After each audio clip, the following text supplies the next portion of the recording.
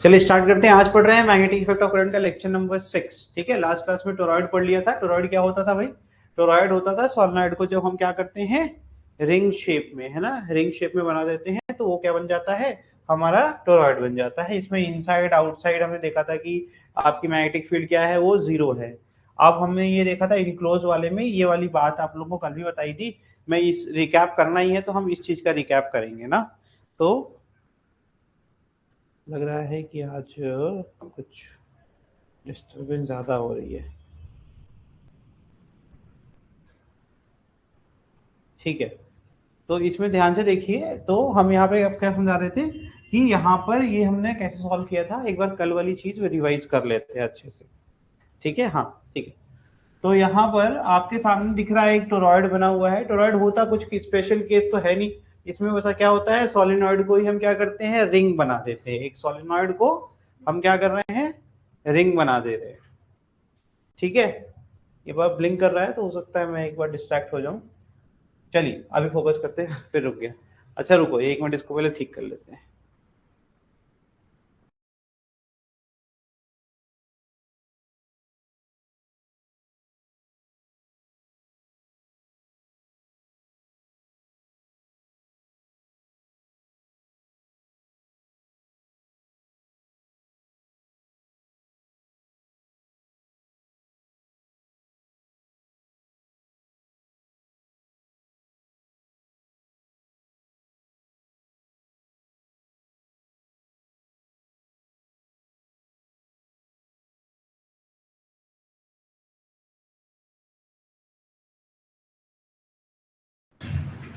चलिए वापस से फोकस करते हैं। हम लोग पढ़ रहे थे यही अपना केस जिसमें हम देख रहे थे कि टोरॉइड के अंदर अगर कोई पॉइंट पी होगा तो उस पे किस तरीके से हम मैग्नेटिक फील्ड निकालेंगे। ठीक है, तो इसको इनक्लोज वाला केस मैंने बताया था। तो यहाँ पर ना एम्पियर सर्कुलर लॉ लगा देंगे। क्या लगा देंगे? Ampere circular. बहुत सिंपल है।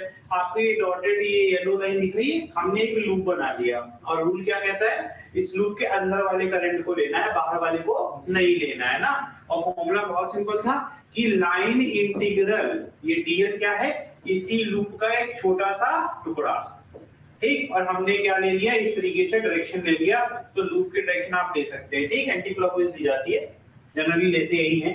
आप और भी ले सकते हो लेकिन ले लिया आपने। ठीक है, दिस इज क्योंकि आप हर बार अगर लूप की डायरेक्शन हम चेंज करते रहोगे ना तो कोई कॉमन रूल नहीं बना पाओगे, इसीलिए एंटी क्लॉकवाइज हम लेकर के चलते हैं। ठीक है, तो डीएल तो क्लियर हो गया कि टैंजेंट बनाएंगे और टैंजेंट से डायरेक्शन ऑफ इस एलिमेंट का वेक्टर डायरेक्शन मिल जाएगा। ठीक है, अब ध्यान देखना, इज इक्वल टू एम्पियर क्या कहते हैं, एम्पियर साहब ने कहा था कि ये जो लाइन इंटीग्रल होगा इसका जो इंटीग्रल है ये बराबर होगा mu naught times of the total current, जो भी इंक्लोज करंट है जिसके अंदर करंट क्या आ रहा है। तो इसी चीज को यहाँ बनाया गया है। तो तुम देखो जरा ध्यान से, ये डॉट क्या रिप्रेजेंट करता है, लूप के बाहर के करंट को, क्योंकि रिंग है ना, तो ये रिंग वापस से इस तरीके से देख लो। ठीक है, इस तरीके से तो करंट तो फ्लो कर रहा होगा, आधा काट कर लूंगा तो इधर एक होगा, ऐसा एक इधर होगा, करंट तो एक ही होगा ना। लेकिन एक में इधर से अगर आ रहा है, इधर डॉट हो गया, इधर को जा रहा है, इधर क्या हो गया, क्रॉस, जाने वाला क्रॉस, आने वाला डॉट। यही सिंपल रूल होता है। ठीक है मेरे भाई, तो अच्छा वही चीज यहाँ बनी हुई है। तो आप ये बताइए, आपको क्या ये याद नहीं है कि डॉट के लिए स्पेशली बोला जाता है ये पॉजिटिव होता है, ये मैंने लिखवा रखा है, और क्रॉस को हमेशा है ना नेगेटिव वैल्यू के साथ लेते हैं। तो यहाँ पर अगर मैं देखूंगा, सम करूंगा, सम जब मैं करूंगा, ये हमेशा मेरे क्लास के टाइम पे ही फोन करते हैं। तो यहाँ पर देखो क्रॉस अंदर है कि डॉट अंदर है, क्रॉस अंदर है ना, तो करंट क्या हो जाएगा, नेगेटिव नहीं होगा, होगा कि नहीं होगा। तो ये mu times of what, minus of I. अब ये एंगल वाला खेल वापस से एक बार समझा देता हूं, व्हाट इज दिस, है ना। तो यहाँ पर अगर हम देखें तो बी और डीएल के बीच का एंगल, तो तुम एक काम करो ना, तुम्हें राइट हैंड कर्व रूल आता है, ये मेरा राइट हैंड रहा ना, ठीक है, ये रहा हमारा करंट यहाँ अंदर वाला, इसी में मैग्नेटिक फील्ड होगी, ये मेरा थंब चला गया अंदर, और ये कर्व नीचे नहीं जा रहा है क्या, तो ये नीचे, जब आप सोच रहे हो सर गलत पढ़ा रहे हैं, अरे मेरे भाई मैं कुछ भी गलत नहीं पढ़ाता, यहाँ पर ध्यान से देखो, इस तरीके से होगा। तो ये जो पॉइंट मैंने लिया, ये पॉइंट यहाँ होगा, तो यहाँ पे टैंजेंट ही तो बनाऊंगा, और टैंजेंट कहाँ की तरफ जाएगा, नीचे की तरफ जाएगा। तो तुम्हारा जो डीएल हो गया वो क्या हो गया, ऊपर की तरफ, और जो बी हो गया वो एंगल कितना हो गया 180, cos 180 क्या होता है -1। समझ में आया? तो ये एक चीज मैंने सोची कि एक बार और आपको रिकैप करवा दूं, यहाँ से कट जाएगा और वापस से वहीं पहुंच जाएंगे, है ना? तो यहाँ पर नंबर ऑफ टर्न्स क्या है स्मॉल एन, तो जब टोरॉइड होता है तो number of turns per unit length, length क्या होती है सर्कमफेरेंस, ये सर्कमफेरेंस, ठीक है ना? तो बस इतना सा रिकैप कर लो, अगर किसने क्लास मिस कर दी तो इतना पढ़ करके वापस से वो समझ लिया कि भैया अगर इस तरीके का कोई स्ट्रक्चर होगा तो उसके सिर्फ अंदर वाले हिस्से में मैग्नेटिक फील्ड होगी जिसकी वैल्यू होगी mu naught total number of turns, कितनी बार उसको हमने घुमाया 1 2 3 जैसे गिना जाता है, तो नंबर ऑफ टर्न्स और I इज द करंट उसके अंदर जो फ्लो कर रहा है, नीचे क्या है 2πr, R क्या है सेंटर से, ये जो हमने यहाँ पे मीन रेडियस लिया था क्योंकि आपको एक इनर रेडियस मिला एक आउटसाइड रेडियस मिला, तो इसके बीच का एवरेज होगा वो मीन होगा, ठीक है? तो ये हो गया और यहाँ पर इसी चीज को हम कैपिटल N/2 स्मॉल r को हम लिख सकते हैं स्मॉल n, ठीक है? तो ये है, तो इस तरीके से टोरॉइड मैंने पढ़ाया था। अभी जो पढ़ने जा रहे हैं आप सब कुछ दिमाग में क्लियर कर लो, यहाँ से हम लोग बहुत अच्छी चीज पढ़ेंगे, ठीक है? चलो ये बताओ मुझे कि आपने पहले इलेक्ट्रिक फील्ड पढ़ा था, है ना? तो इलेक्ट्रिक फील्ड में जब भी कोई चार्ज को प्लेस करते थे उसके ऊपर लगने वाला फोर्स क्लियर है क्या? यही तो होता है F = QE, ठीक है? मैंने positive charge which is at rest is placed in electric field, there is an electrostatic force, ये रिवीजन हो रहा है। Because of this force the charge acquires acceleration and start moving, सीधी सी बात है, इसलिए चार्ज मोशन में आया। समझ में आया ये रिवीजन? ठीक। अब यहाँ पर देखिए इस स्टेशनरी चार्ज को अगर हम क्या करते हैं, देखो ध्यान से, is placed in magnetic field, the direction of magnetic field is into plane, plane के अंदर की तरफ मैग्नेटिक फील्ड कैसे आ रही है अंदर की तरफ, ठीक है? आगे देखिएगा डायरेक्शन ऑफ मैग्नेटिक फील्ड क्या है प्लेन के अंदर है, but no motion of the particle is observed. तो हमने सोचा था कि जैसे इलेक्ट्रिक फील्ड में हुआ वैसा ही कुछ हमारे मैग्नेटिक फील्ड में भी होगा, लेकिन यहाँ हम शॉक हो गए। क्यों शॉक हो गए? क्योंकि जो हम एक्सपेक्ट कर रहे थे, क्या एक्सपेक्ट कर रहे थे कि जब हम प्लेस करेंगे एक चार्ज को आपके मैग्नेटिक फील्ड में, तो जैसा हमारा फोर्स लग रहा था किसमें इलेक्ट्रिक फील्ड में, जिसके कारण वो मोशन में आ रहा था, वैसा ही कुछ होना चाहिए, लेकिन ऐसा कुछ हुआ नहीं। समझ में आ रहा है? Getting my point? ठीक है, तो अब हम इसके ऊपर ही स्टडी करेंगे, तो क्या होने से कैसे ये हम इसको अचीव करेंगे सो दैट इसके ऊपर भी फोर्स लगने लगे। तो यहाँ पर हमने चेंज किया, हमने स्टेट ऑफ चार्ज चेंज कर दिया। तो रेस्ट वाले केस में जब क्या है ये रेस्ट पर है तो नो इफेक्ट ऑब्जर्व, तो कोई इफेक्ट हमें देखने को नहीं मिला, ठीक है बेटा? बट जैसे ही हम ये केस नंबर 2, केस 2 ये हो गया मेरा केस 1, ठीक है? और इसमें क्या है Q at रेस्ट, समराइज कर रहा हूं, और इसमें क्या है Q at मोशन, स्टेट क्या है ना, इसमें मूव कर रहा है। तो हमने क्या करा, एक मूविंग चार्ज ले लिया। क्या ले लिया? एक मूविंग चार्ज, उसको प्लेस कर दिया मैग्नेटिक फील्ड के अंदर। Charge particle follow a curve path. हमने पाया कि यार जैसे ही हम मूविंग चार्ज को, देखो यहां से बेचारा ये आ रहा था, दिखा रहा हूं, पूरी पिक्चर क्लियर हो जाएगी, देखना ध्यान से। ये बाहर यहाँ मैग्नेटिक फील्ड दिख रही है तुमको क्या? तो एक बार कंफर्म कर ले। हाँ विजिबल तो है, बहुत अच्छा सा दिख रहा है यार। ये क्रॉस का मतलब समझ रहे हो ना, this is representing magnetic field. Very good. यानी बेटा जहां क्रॉस नहीं बना वहां मैग्नेटिक फील्ड नहीं होगी ना, इज इट क्लियर ना? तो यहाँ पर मैंने कहा ये बेटा स्ट्रेट लाइन मोशन कर रहा, तो कोई दिक्कत किसी को? तो ये बेचारा इधर से v स्पीड से चल के चला आ रहा था, समझ में आ रहा है, स्ट्रेट लाइन में। तो मैंने ये पाया कि जैसे ही वो मैग्नेटिक फील्ड में इंटर करता है, वो कहां से इंटर करता है? यहां से। उसके बाद मैंने ये पाया कि भैया अब ये सीधी रेखा पे नहीं चल रहा है, अब ये एक कर्व यानी सर्कुलर पाथ पर चलने लगा। समझ में आया? तो पिछली बार एक इफेक्ट देखा था जब हम इलेक्ट्रिक फील्ड में थे, तो रेस्ट पे किसी चार्ज को फील्ड में, इलेक्ट्रिक फील्ड में रख दोगे तो स्ट्रेट लाइन मोशन करने लगेगा ना। तो उसी प्रकार से यहाँ पर, लेकिन हमने ये पाया कि जब हम स्ट्रेट लाइन में इंटर कर रहे हैं, मूविंग चार्ज आता है तो वो सर्कुलर पाथ में चला जाता है। इफेक्ट क्लियर हो गया? मैग्नेटिक इफेक्ट क्या है और इलेक्ट्रिक इफेक्ट क्या है, ठीक है? आगे देखिए, at each point on this path the speed that is magnitude of velocity of the particle remains constant। लेकिन उन्होंने ये कहा कि हमने रास्ता तो बदल दिया लेकिन उसकी v की वैल्यू नहीं बदल पाए, v की वैल्यू कांस्टेंट ही, यानी यूनिफॉर्म मोशन है। यूनिफॉर्म सर्कुलर मोशन हुआ कि नहीं हुआ? यूनिफॉर्म सर्कुलर मोशन क्या होता था? जब हम एक सर्कुलर पाथ पर तो है लेकिन हमारी magnitude of speed of object never changes. यही तो होता है कि भैया उसकी जो मैग्नीट्यूड होगी वो नहीं बदलेगी, डायरेक्शन तो बदलती रहेगी, है ना। तो यही यूनिफॉर्म सर्कुलर मोशन है। आगे since the particle follow a curved path as long as it is within the magnetic field it can be said there is a force acting।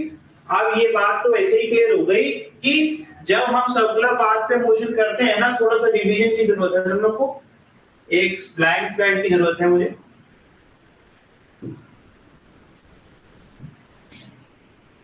ध्यान से देखो, थोड़ा सा रिवीजन कर रहे हैं सर्कुलर मोशन का। सर्कुलर मोशन का क्विक रिवीजन करेंगे कि हमें कुछ कुछ चीजें पहले से पता होनी चाहिए, ठीक है। ठीक ठाक सर्कल बन गया वैसे, है ना।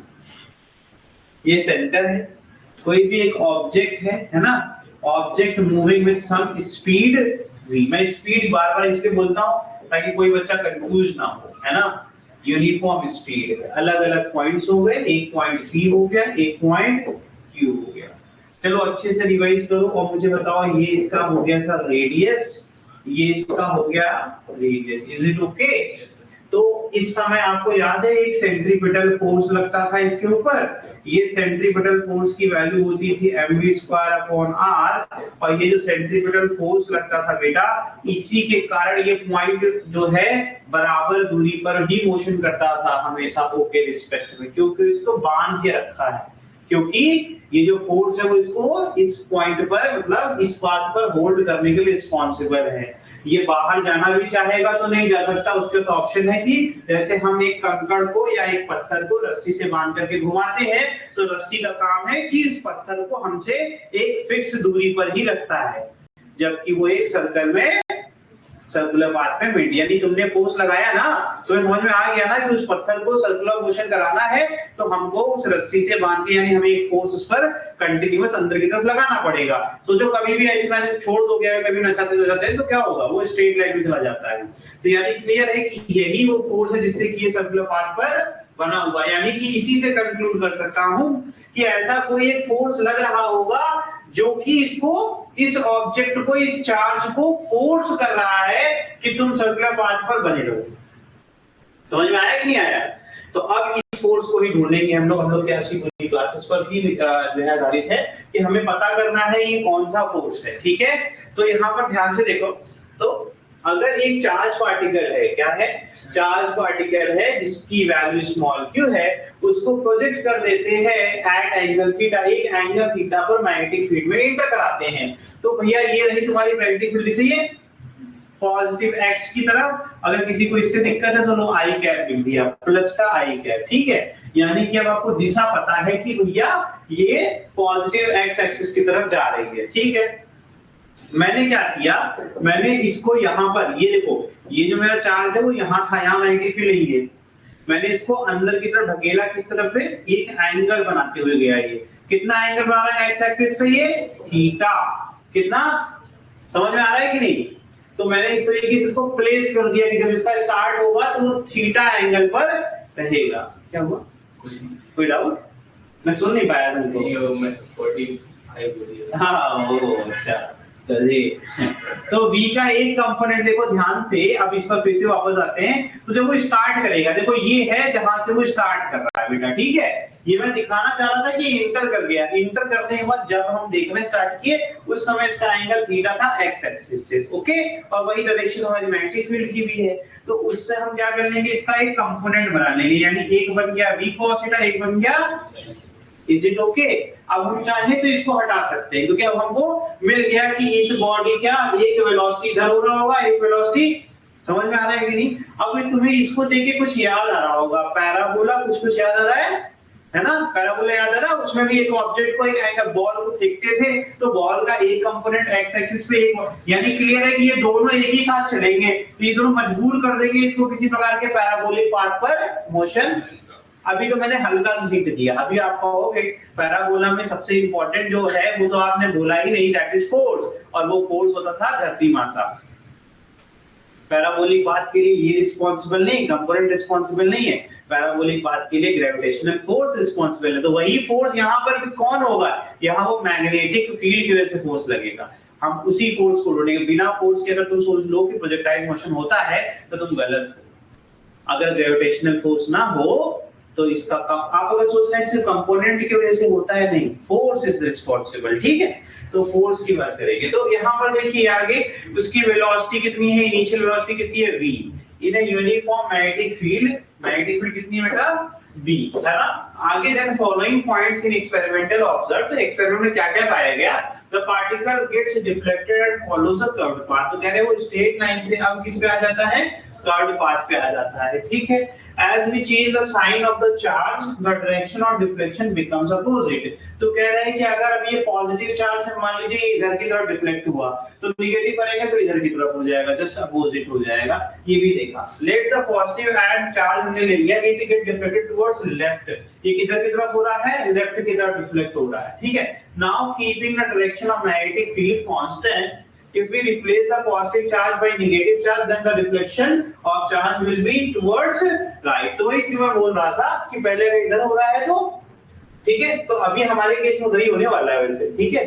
तो अभी तो इसे एग्जांपल पढ़ा रहा हूँ सिर्फ। The force is dependent on the algebraic value of the charge, यानी कि फोर्स किस पर निर्भर करता है भैया, जो algebraic value यानी पॉजिटिव है या नेगेटिव है इस पर निर्भर करता है। More the strength of the magnetic field, more will the deflection, यानी जितना ताकत में रहेगा आपका मैग्नेटिक फील्ड तो उतना ज्यादा हमको दिखेगा कर्व पाथ पे डिफ्लेक्ट होता हुआ चार्ज हमारा। Hence the force is dependent on the strength of magnetic field। ये वो एक्सपेरिमेंट है जिससे कि हम वो फॉर्मूला बनाएंगे, मैं वही एक्सपेरिमेंट आपको समझा रहा हूँ। ये एक एक्सपेरिमेंट किया गया, उसमें क्या क्या चीज पाई गई, इसी से हम कंक्लूड करेंगे।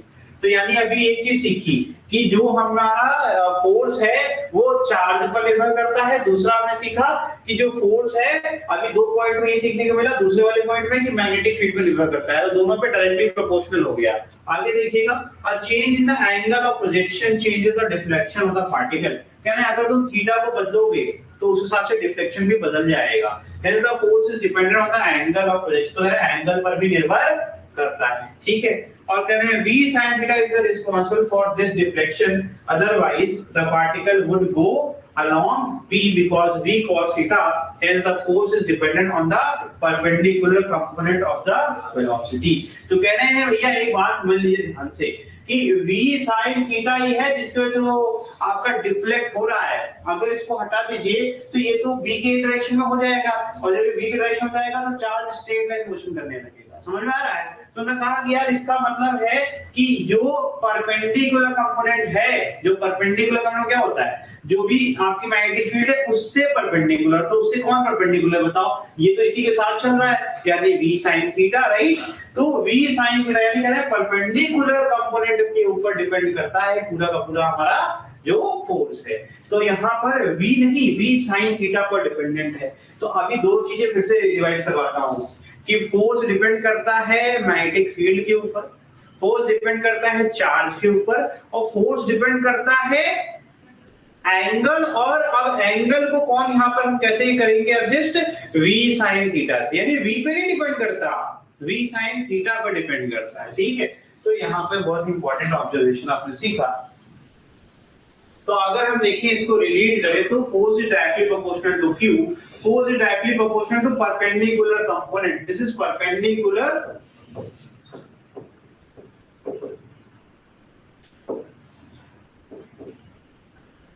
ऑफ v, ठीक है। और इसके ऊपर मैग्नेटिक फील्ड, इन सबको एक साथ ले आएंगे तो q v परपेंडिकुलर v, और अगर हम प्रोपोर्शनलिटी हटाएंगे तो एक कांस्टेंट k आ जाएगा, और फिर f इज इक्वल टू क्या जाएगा, फिर से अगर k की वैल्यू हम क्या लेते हैं 1, तो यहाँ पर अगर हम सबकी वैल्यू पुट करते हैं v perpendicular is equal to v sin theta, सही है गलत है, ठीक है। अब ध्यान देखना, अब अगर हम वेक्टर फॉर्म में करना चाहते हैं तो ये बताइए v sin थीटा जो आ रहा है और हम देखा जाए तो v, तो हम v और v के बीच में अगर क्या करते हैं क्रॉस प्रोडक्ट कर दें तो वापस से हमको सेम चीज मिलेगी कि नहीं मिलेगी। तो इस तरीके से क्यों, तो कहोगे नहीं गलत बात है बेटा, ये जितना एंगल बना रहा है ये किससे एंगल बना, ये मैग्नेटिक फील्ड का एक एंगल था, है ना। तो यहाँ से आप दो वेक्टर ये हो गए, लो ये बी वेक्टर ही हो गया मैंने, अब कर लो वी क्रॉस वी। ठीक है, कैसे करते हैं वी क्रॉस वी, ये रहा स्क्रू और बी से बी की तरफ, तो ये स्क्रू टाइट हो रहा है कि लूज हो रहा है, टाइट हो रहा है ना, तो इट विल गो इनसाइड। तो कैसा आगे डायरेक्शन मिला कि नहीं मिला, तो मैंने तो वो डायरेक्शन भी दे दिया और फॉर्मूला मैग्नीट्यूड भी Q V B sin theta आ गया। तो this is your final formula, जिसको कहते हैं मैग्नेटिक फोर्स। लिखो इसको, फटाफट लिखो कि इसका एप्लीकेशन भी यूज होगा। तो अगर कोई इस केस को सॉल्व करना चाहता है तो direction of force will be what, बताओ, डायरेक्शन ऑफ फोर्स होगा क्रॉस। और जिसको राइट हैंड कर्व वाला याद हो, मैंने पढ़ाया हुआ था, हमें क्या करना है, V से V की तरफ, और ये कहां जा रहा है अंदर, क्रॉस है कि नहीं है।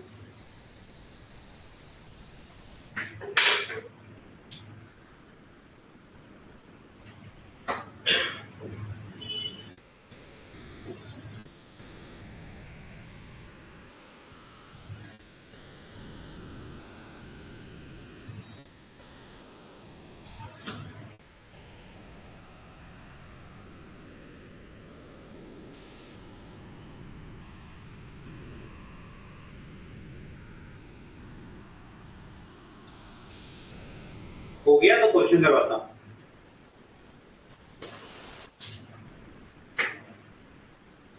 समझ में आया, चलो देखो ये क्वेश्चन करो। एक प्रोटॉन है, प्रोटॉन मतलब पॉजिटिव चार्ज, उसको प्रोजेक्ट कर दिया, जिसकी वेलोसिटी कितनी, v की वैल्यू कितनी है, ये कितना एंगल बना, थीटा कितना है 60, कह रहा है मैग्नेटिक फील्ड कितनी है, v की वैल्यू कितनी है, तो तुम फोर्स से निकाल लोगे। F इज इक्वल टू क्या फॉर्मूला है, q v v sin of 60, सारा वैल्यू पुट करके सॉल्व डालो फटाफट।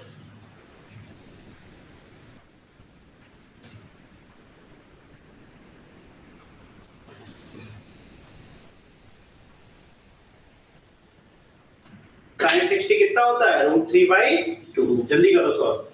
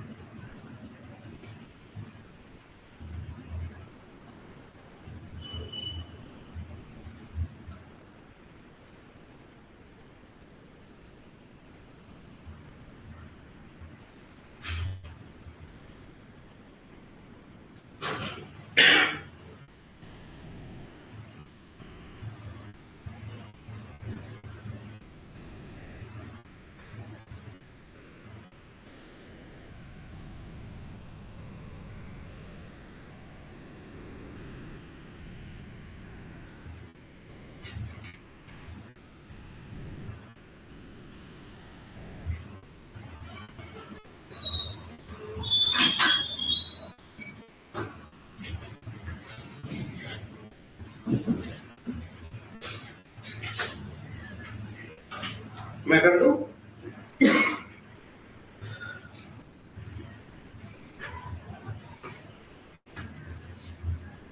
तो यहाँ पे सबकी वैल्यू क्या करके पुट करो। क्यू कितना है, क्यू प्रोटॉन है, प्रोटॉन मतलब 1.6 × 10⁻⁹ ये कितना है 2 × 10⁻+5। बी कितना है 0.1 यानी 1/10 10⁻⁻1। और क्या है sin of 60 दैट इज √3/2 से 2 कट गया है ना। 1.6 into सब कर लो कितना आ रहा है बताओ 15 10⁻⁻15 है ना into 1.73। आई थिंक मल्टीप्लाई करना है हमें बस।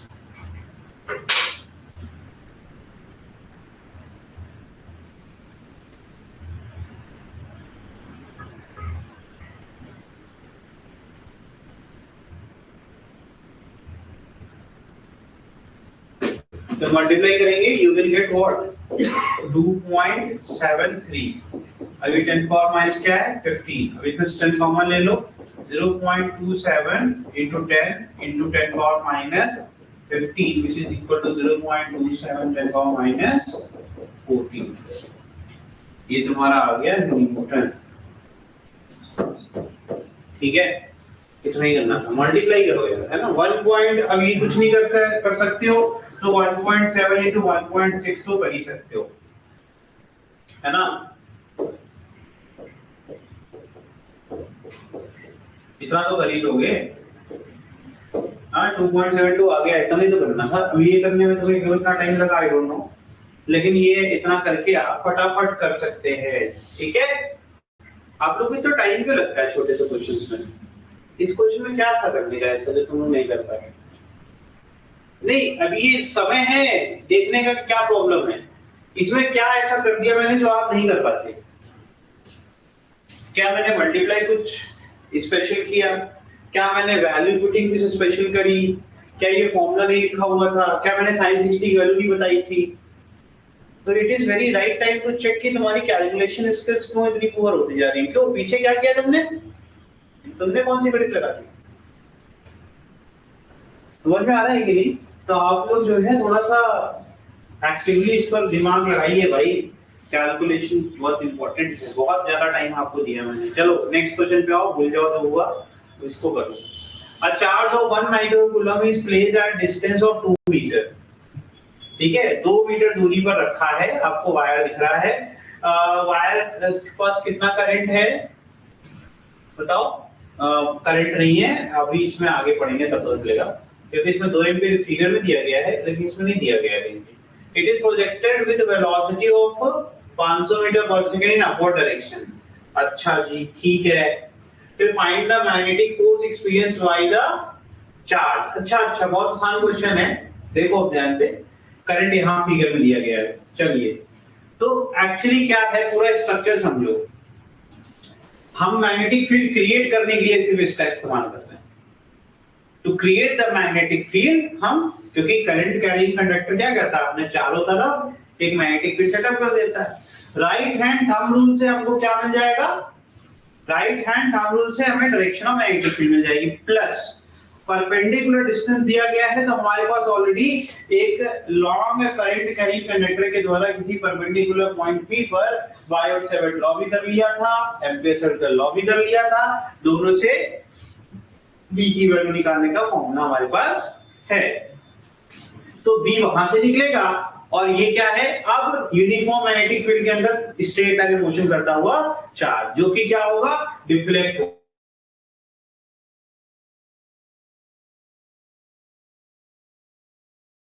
लोगे सॉरी ये अभी रुका है मैं अभी ही ठीक कर मेरा ही हाथ लग गया।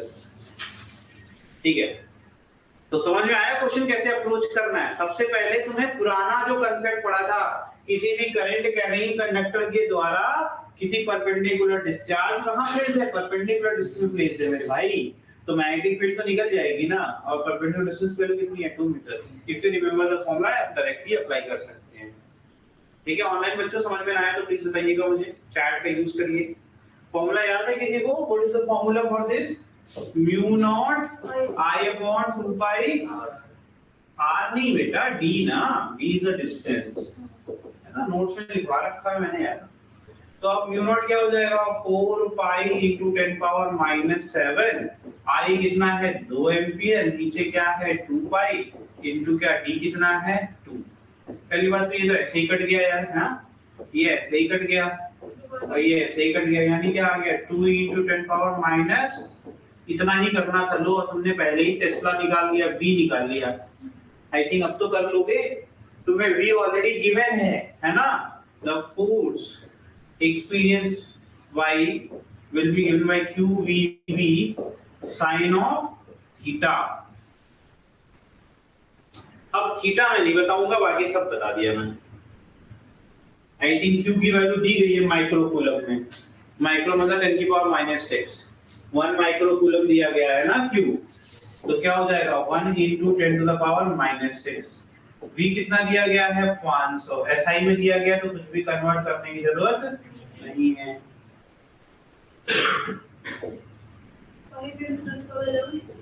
एक मिनट रुक जाइए, v कितना दिया गया है भाई, अभी निकाला है मैंने 2 into 10 power माइनस, अच्छा साइन थीटा क्या होगा, कैसे तुम्हें पता, क्रॉस है ना, तो क्या अंदर की तरफ जा रहे हैं 90 डिग्री बना रहे हैं। कितना आ रहा है answer,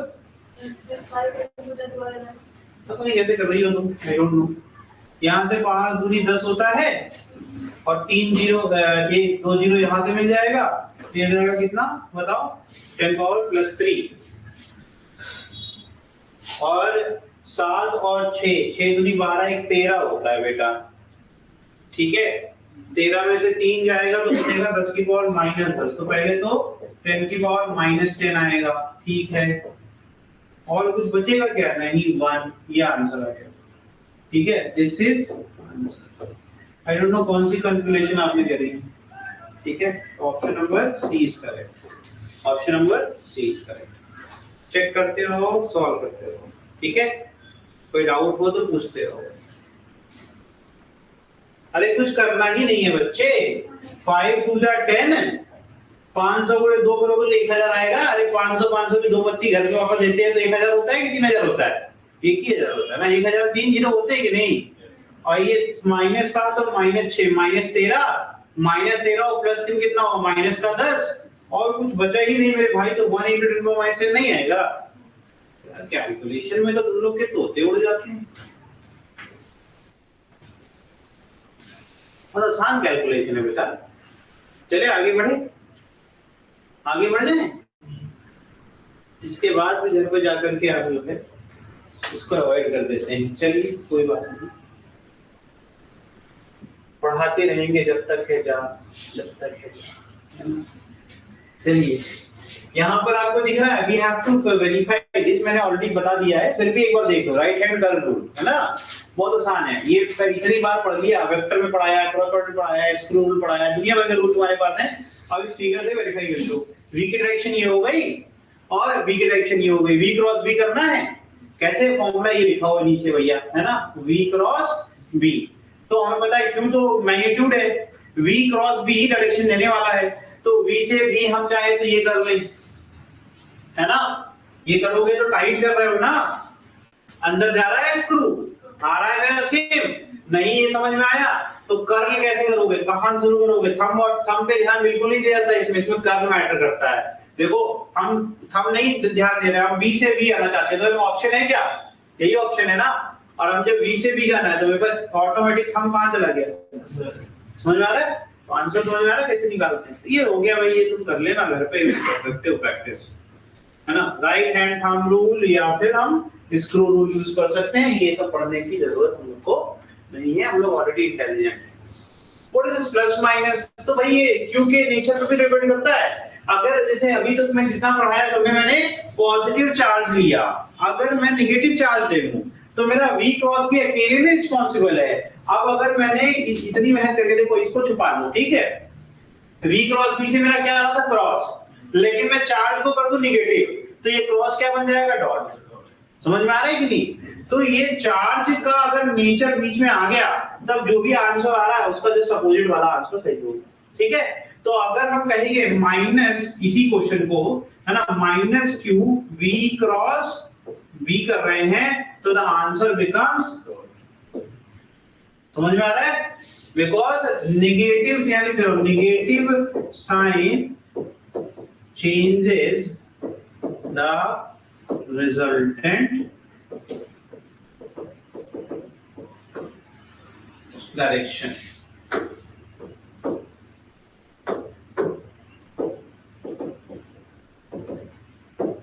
for plus q v cross B हो जाएगा क्रॉस। समझ में आ रहा है? ये मैंने दोनों में लिख दिया, अगर यहाँ माइनस क्यू है तो ये होगा और अगर प्लस क्यू है तो, ठीक है, तो ये इसमें एक बहुत बड़ा चैलेंज है। लिखा भी है f in opposite to v cross g for negative charge, f in is along v cross b for positive charge। ठीक है, चलो आगे बढ़ रहे हैं। फाइंड द डायरेक्शन, ये तुम्हारा होमवर्क है, ये तुम कर सकते हो या अभी कर लो, चलो कर लो, अभी कर लो।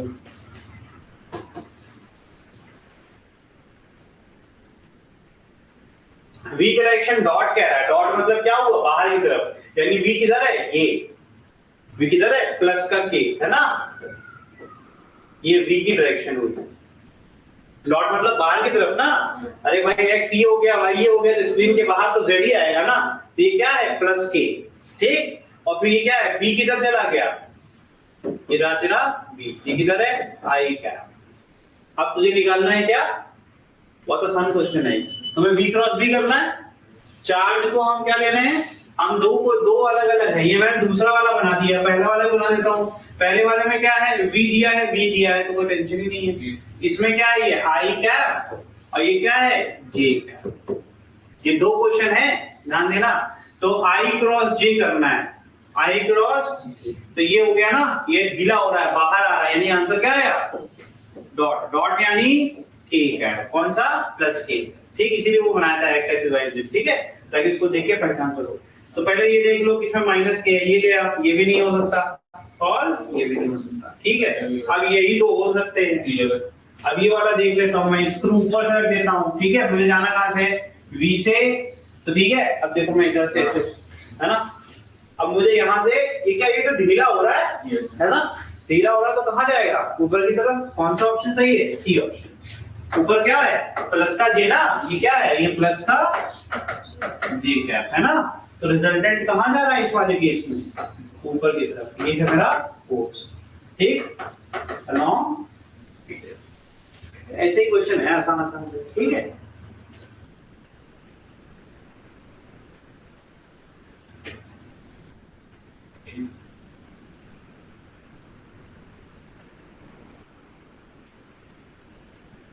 चार्ज क्या है, चार्ज इज नेगेटिव, ना अच्छा पढ़ाया मैंने, चार्ज मैंने पॉजिटिव एज्यूम किया, यहाँ ये मैं क्वेश्चन बता दूंगा, क्यों खुद को गलत करूं भाई। And this is positive charge, positive, मैंने चार्ज देखा ही नहीं। देखो आ गया ना एप्लीकेशन, हम लोग का आंसर गलत नहीं है, इससे बिल्कुल डिमोटिवेट मत होना, ये हम बिल्कुल परफेक्ट कर रहे हैं।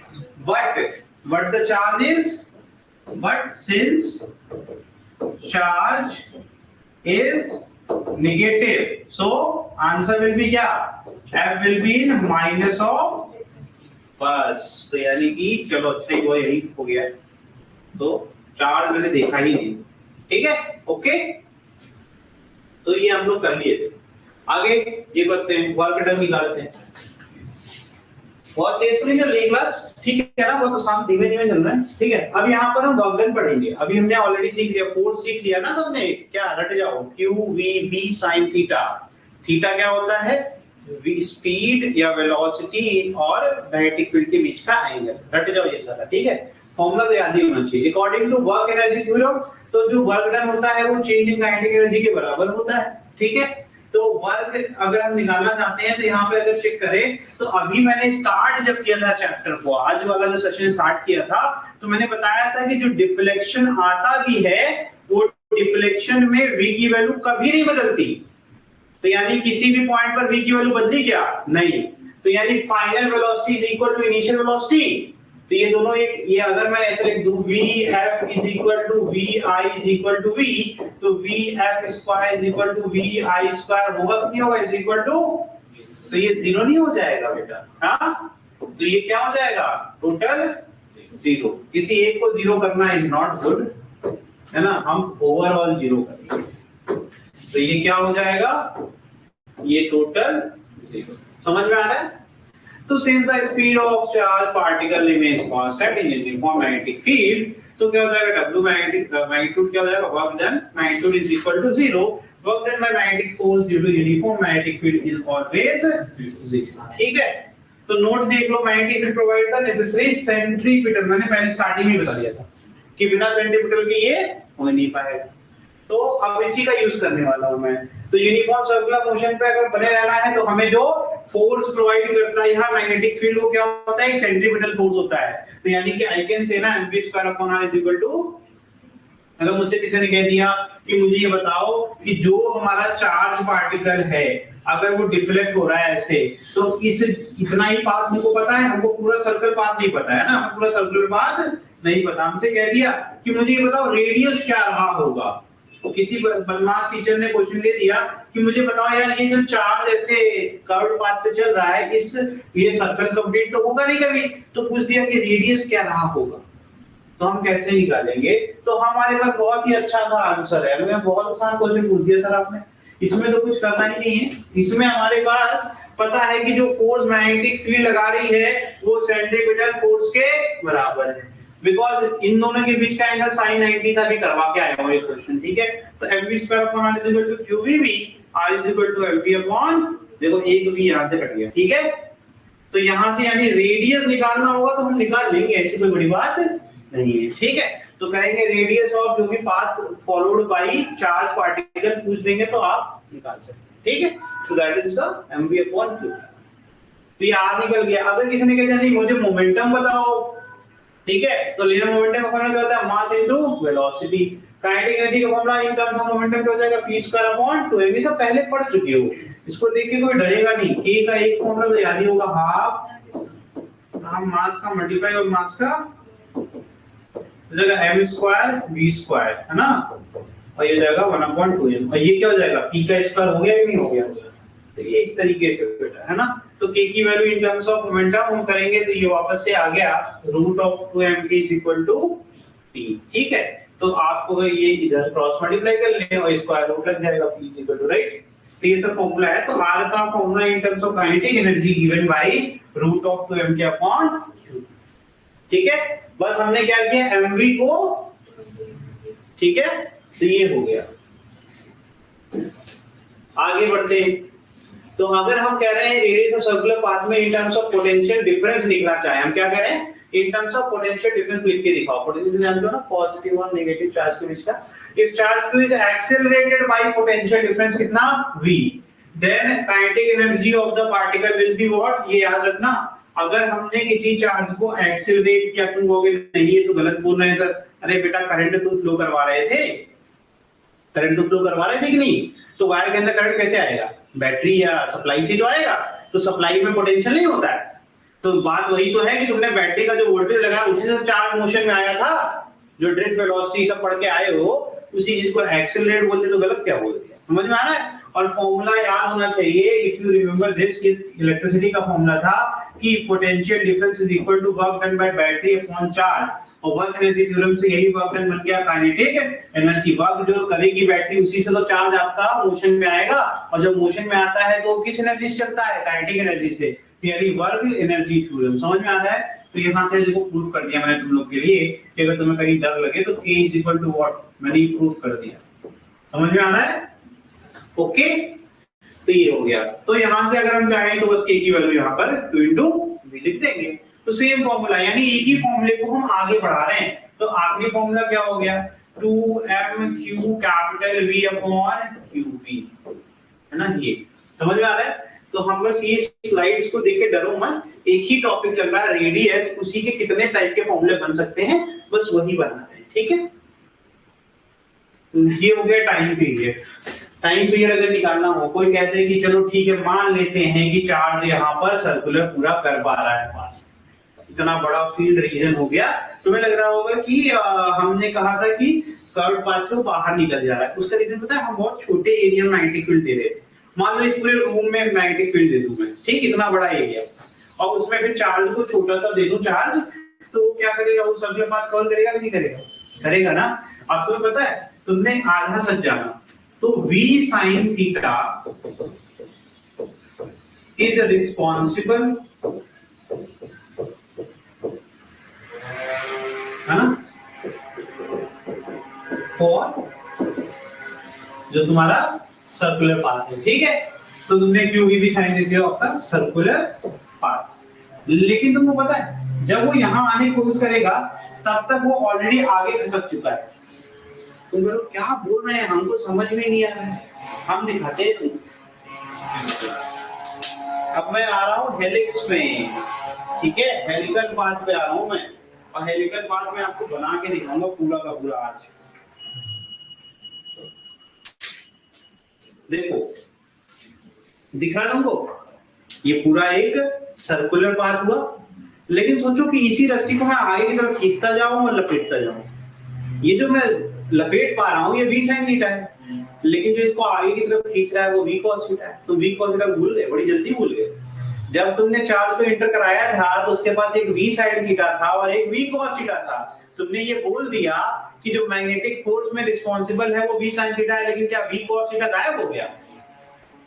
तो प्रोजेक्टाइल मोशन धीमे धीमे याद आ रहा है, उसमें भी हम लोग कहते थे u sin theta is responsible, है ना, लेकिन u cos थीटा कभी कोई फर्क पड़ेगा उसको नहीं, बिकॉज़ वो अलोंग द मैग्नेटिक फील्ड है। समझ में आ रहा है? तो होगा क्या, आप बिल्कुल सही कह रहे हो कि वो सर्कुलर पाथ पर आएगा, मैं भी कह रहा हूं सर्कुलर पाथ पे आएगा, लेकिन बेचारा वो ड्रिफ्ट होता जाएगा किधर की तरफ, मैग्नेटिक फील्ड की तरफ, है ना। अब वो कैसे हो जाएगा, चार्ज ने स्टार्ट किया, ठीक है सर ये बिल्कुल सही पाथ आपने बनाया, लेकिन एक्चुअली आप ना 2D स्पेस में हैं, तो आप सिर्फ देख रहे हैं सामने से, तो आपको लग रहा है सर्कुलर, लेकिन वो एक्चुअली क्या रहा होगा, पहले वो यहाँ रहा होगा, फिर थोड़ा खसक गया होगा आगे की तरफ, है ना। तो इसको अगर सही तरीके से बनाए तो मैं कुछ ये फिगर बनाता हूँ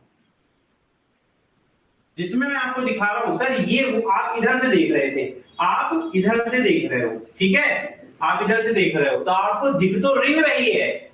अगर आप बॉटल ऐसे देखोगे तो आपको तो रिंग ही दिखेगी ना, लेकिन एक्चुअली बॉटल की डेप्थ आप कहीं पहचान पाओगे नहीं ना। तो आपको रिंग तो दिख रही है v sin थीटा की, लेकिन आप v cos थीटा का काम नहीं देख पा रहे हो। v cos थीटा क्या कर रहा है, हर पॉइंट पर इसको आगे की तरफ खींचता जा रहा है, जिससे कि ये स्प्रिंग टाइप का पाथ फॉलो करेगा, इसे कहते हैं हेलिकल पाथ। समझ में आ रहा है? v sin थीटा इसको सर्कुलर पाथ पे ले गया, v cos थीटा इसको आगे की तरफ खींच ले गया। समझ में आ रहा है? तो होना नॉर्मली आप ये इमेजिन कर रहे थे कि ऐसे ऐसे गोला गोला एक ही जगह पर वो घूमेगा, लेकिन इसमें आपको v cos थीटा क्या करेगा, इसी को आगे की तरफ खींच देगा। तो देखिए ढेर सारे लूप बने थे, जब आप लोग खींचेंगे तो कैसा बन जाएगा, वो स्प्रिंग बनेगा नहीं बनेगा। समझ में आ रहा है? तो ये भी एक बात याद रखना। तो एक सिंगल जो लूप उसका बना, उसका जो टाइम पीरियड होगा वो टाइम, मैंने आपको आगे का टॉपिक भी पढ़ा दिया, पाथ ऑफ हेलिक्स, है ना। तो अभी पहले ही मैं आपको सिर्फ समझा दे रहा हूँ कि मैं हमेशा आपको आगे के लिए ट्रेन करता रहता हूँ। तो जैसे कि मैंने अभी किया, क्योंकि ये सर्कल से कंफ्यूज नहीं होना है। ये सर्कल बन गया तो तुम सोचोगे यार ये तो सर्कुलर मोशन होगा, नहीं ऐसा है नहीं। यहाँ से कंफ्यूजन लेके जाओगे तो आगे भी ऐसे ही परेशान रहोगे। ये बस दिखा रहा है कि एक पूरा का पूरा कंप्लीट जो आपका लूप होगा, तो उस लूप में तो वो लूप ऐसा होगा कुछ, है ना, वो आगे चला गया, ये यहाँ था और ये यहाँ था, इनके बीच में क्या हो गई, एक डिस्टेंस हो गई। समझ में आ रहा है? तो है तो लेकिन पूरा एक सर्कल ही ना। तो ये इसमें जो टाइम पीरियड लगेगा उसकी बात कर रहे हैं। तो t इक्वल टू क्या जाएगा 2 पाई। ये कोई बड़ा फॉर्मूला नहीं है यार, 9th क्लास का जो फॉर्मूला है, speed is equal to distance upon time, यही तो फॉर्मूला है। तो time is equal to distance upon speed, है ना। कितनी डिस्टेंस कवर करता है एक सर्कुलर पाथ, 2 पाई r, तो 2 पाई r हो गया अपॉन v, ठीक है। अब वैल्यू पुट कर दिया आगे, r की वैल्यू में पता था mv अपॉन qv पुट कर दिया इसमें। तो यहां मैं करके दिखा देता हूं, 2 पाई mv अपॉन qv। समझ में आ रहा है? अब नीचे आओ, नीचे क्या है, v, v कहां जाएगा, इस तरीके से। समझ में आ रहा है? नहीं आया क्या? ठीक है। अब इसको फर्दर देखिए, अब जब आप देखेंगे तो v कहां आएगा, ये नहीं आएगा, v से v कट गया तो बचेगा 2 पाई m अपॉन। समझ में आया? तो ये देखो ये टाइम पीरियड का फॉर्मूला हो गया। जो मैंने मेन बात बताई इसको फोकस करना, टाइम पीरियड तो एक हो गया पाथ का, लेकिन जो एक्चुअल है वो हेलिकल पाथ को फॉलो करता है।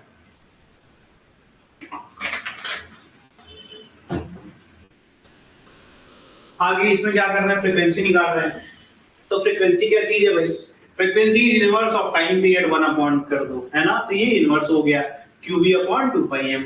ओमेगा क्या होता है 2 पाई अपॉन टाइम पीरियड, तो 2 पाई को डिवाइड कर दो इससे, तो 2 पाई से 2 पाई कट जाएगा, बचेगा qv अपॉन, समझ में आ रहा है, ये करके अगर चाहो तो कर लो 2 pi upon 2 pi m upon denominator denominator कहां था, न्यूमरेटर में, है ना, तो बचा क्या qv upon, is it okay.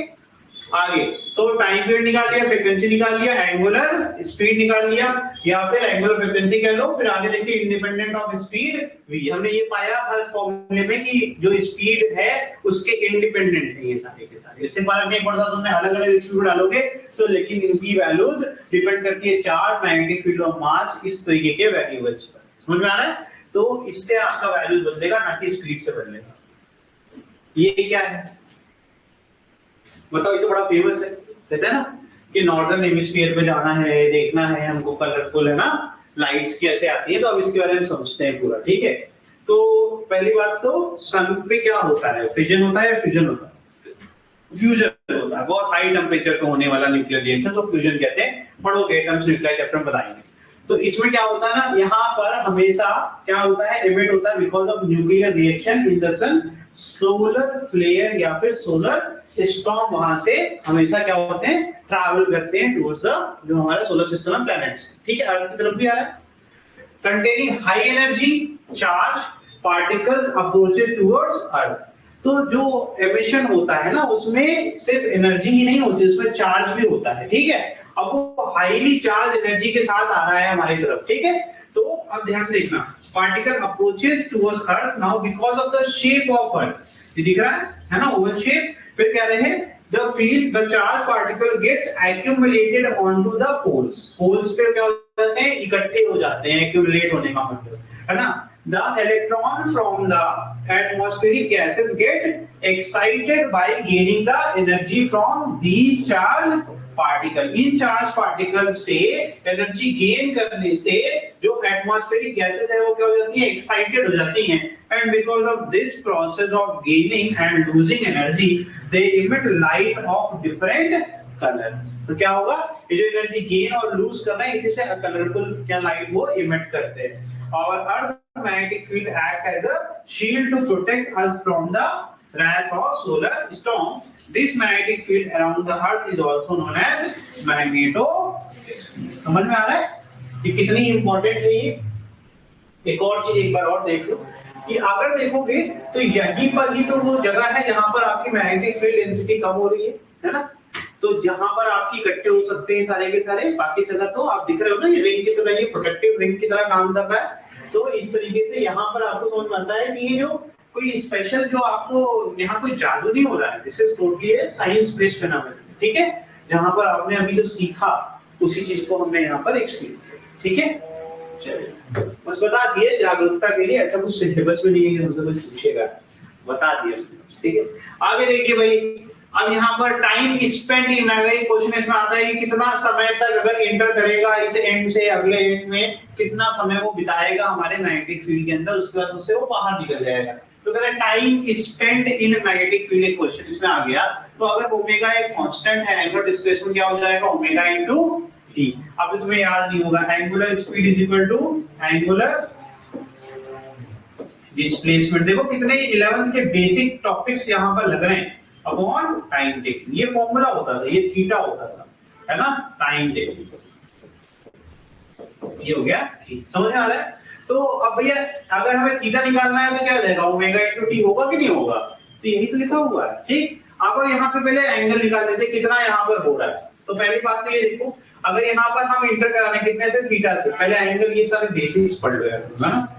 ये हो गया मेरा सेंटर, ये हो गया मेरा आर्क, है ना, ये मेरा आर्क हो गया, this is making some angle, यहाँ पर ये जो डायरेक्शन है ये है हमारा v, है ना, दिस इज मेकिंग कितना एंगल बना रहा है, ये कितना बना रहा है, थीटा, कितना बना रहा है ये, किससे, x एक्सिस से, राइट, देख रहा तुमको। और ये हो गई तुम्हारी y एक्सिस, तुम्हारी क्या हो गई y एक्सिस। पहले एंगल समझ लो, एंगल बनता है कैसे, यहाँ दिख रहा है तुमको ये पूरा, ये एंगल कितना है 90, ये कितना है भैया 90 है कि नहीं है, और यहाँ पर ये एंगल भी कितना होगा अब यहाँ पर ये 90 माइनस थीटा और इनके बीच में ये जो सेंट्रीपिटल फोर्स है, सेंटर से जुड़ी है ना लाइन, ये सेंटर वाली लाइन क्या होती है, ये सेंटर है, सेंटर वाली लाइन हमेशा टैंजेंट के पर, ये v is tangent of to the circle, तो टैंजेंट और इसके बीच का एंगल भी कितना होगा 90। अब ध्यान से देखना, यहीं से कंफ्यूजन होती है और यहीं से क्लियर हो सकता है।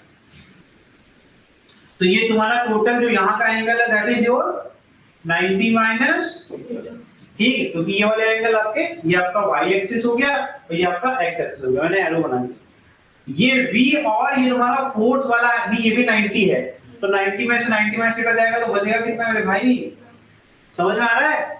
अब यहाँ पर भी ऐसा ही कुछ होगा, ये हो गया v और ये तुम्हारा हो गया f, ये भी तो एंगल वैसे ही निकलेगा थीटा, बिकॉज़ यहाँ पर भी क्या बनेगा, यहाँ पर भी एंगल क्या बनाएगा टेंजेंट थीटा।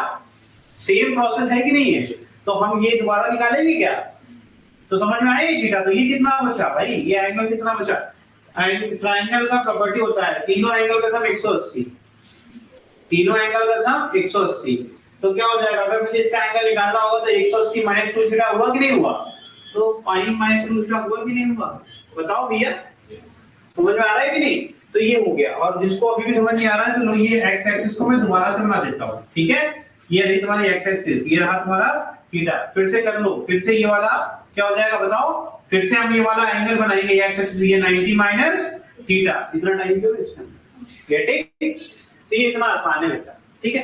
तो pi minus 2 theta is equal to, ये तुम्हारा आ गया angular distance is equal to omega theta, omega की वैल्यू ये आपको पता थी, तो टी की वैल्यू कितनी हो जाएगी बताओ, इतनी दूरी तय करने में कितना समय लगेगा, तो वो टाइम क्या हो जाएगा m पाई माइनस 2 थीटा अपॉन, समझ में आ गया। तो ये फॉर्मूला यूज कर रहे हैं, तो t निकालना था time inside the magnetic field, इसको मैं स्मॉल t कर देता हूं, कंफ्यूज ना, इज इक्वल टू क्या हो जाएगा थीटा अपॉन ओमेगा, थीटा मैंने निकाल लिया था पाई minus 2 theta divided by q b upon m, अब ये m कहां जाएगा न्यूमरेटर में, समझ में आ रहा है कि नहीं, ये है क्वेश्चन, ठीक हो जाए तो मुझे बताओ। ये सारे न्यूमेरिकल्स पढ़ा रहा हूं मैं आपको अलग अलग केसेस के,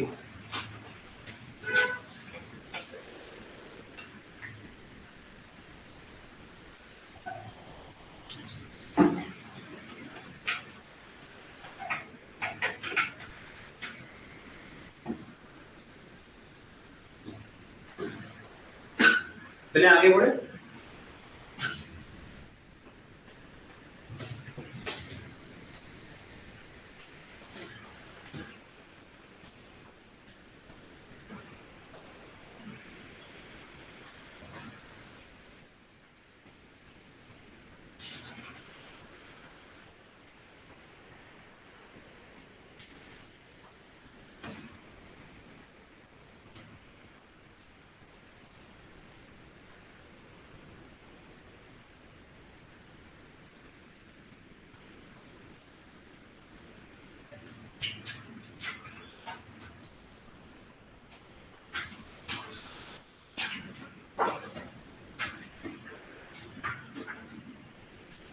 डन, चलिए भाई आगे देखो। अब इस केस में क्या देखो, वो बढ़ा दिया हमने, है ना। अब कह रहे हैं अगर हमने ग्रेटर देन सेमी सर्कल, अभी तो सेमी सर्कल पढ़ाया था मैंने, अब ग्रेटर देन सेमी सर्कल है तो क्या होगा, तो डिस्टेंस कितनी कवर कर रहे हैं, तो फिर से वही अप्रोच रखेंगे। अब ये ट्रायंगल इनसाइड बन जाएगा, मतलब जितना कवर्ड, देखो मेजर आर्क और माइनर आर्क वाला कांसेप्ट आता है, नहीं आता है तो सुनो ध्यान से, ये वाला हमें निकालना है, तो हम इसका उल्टा हिसाब दिमाग लगाएंगे।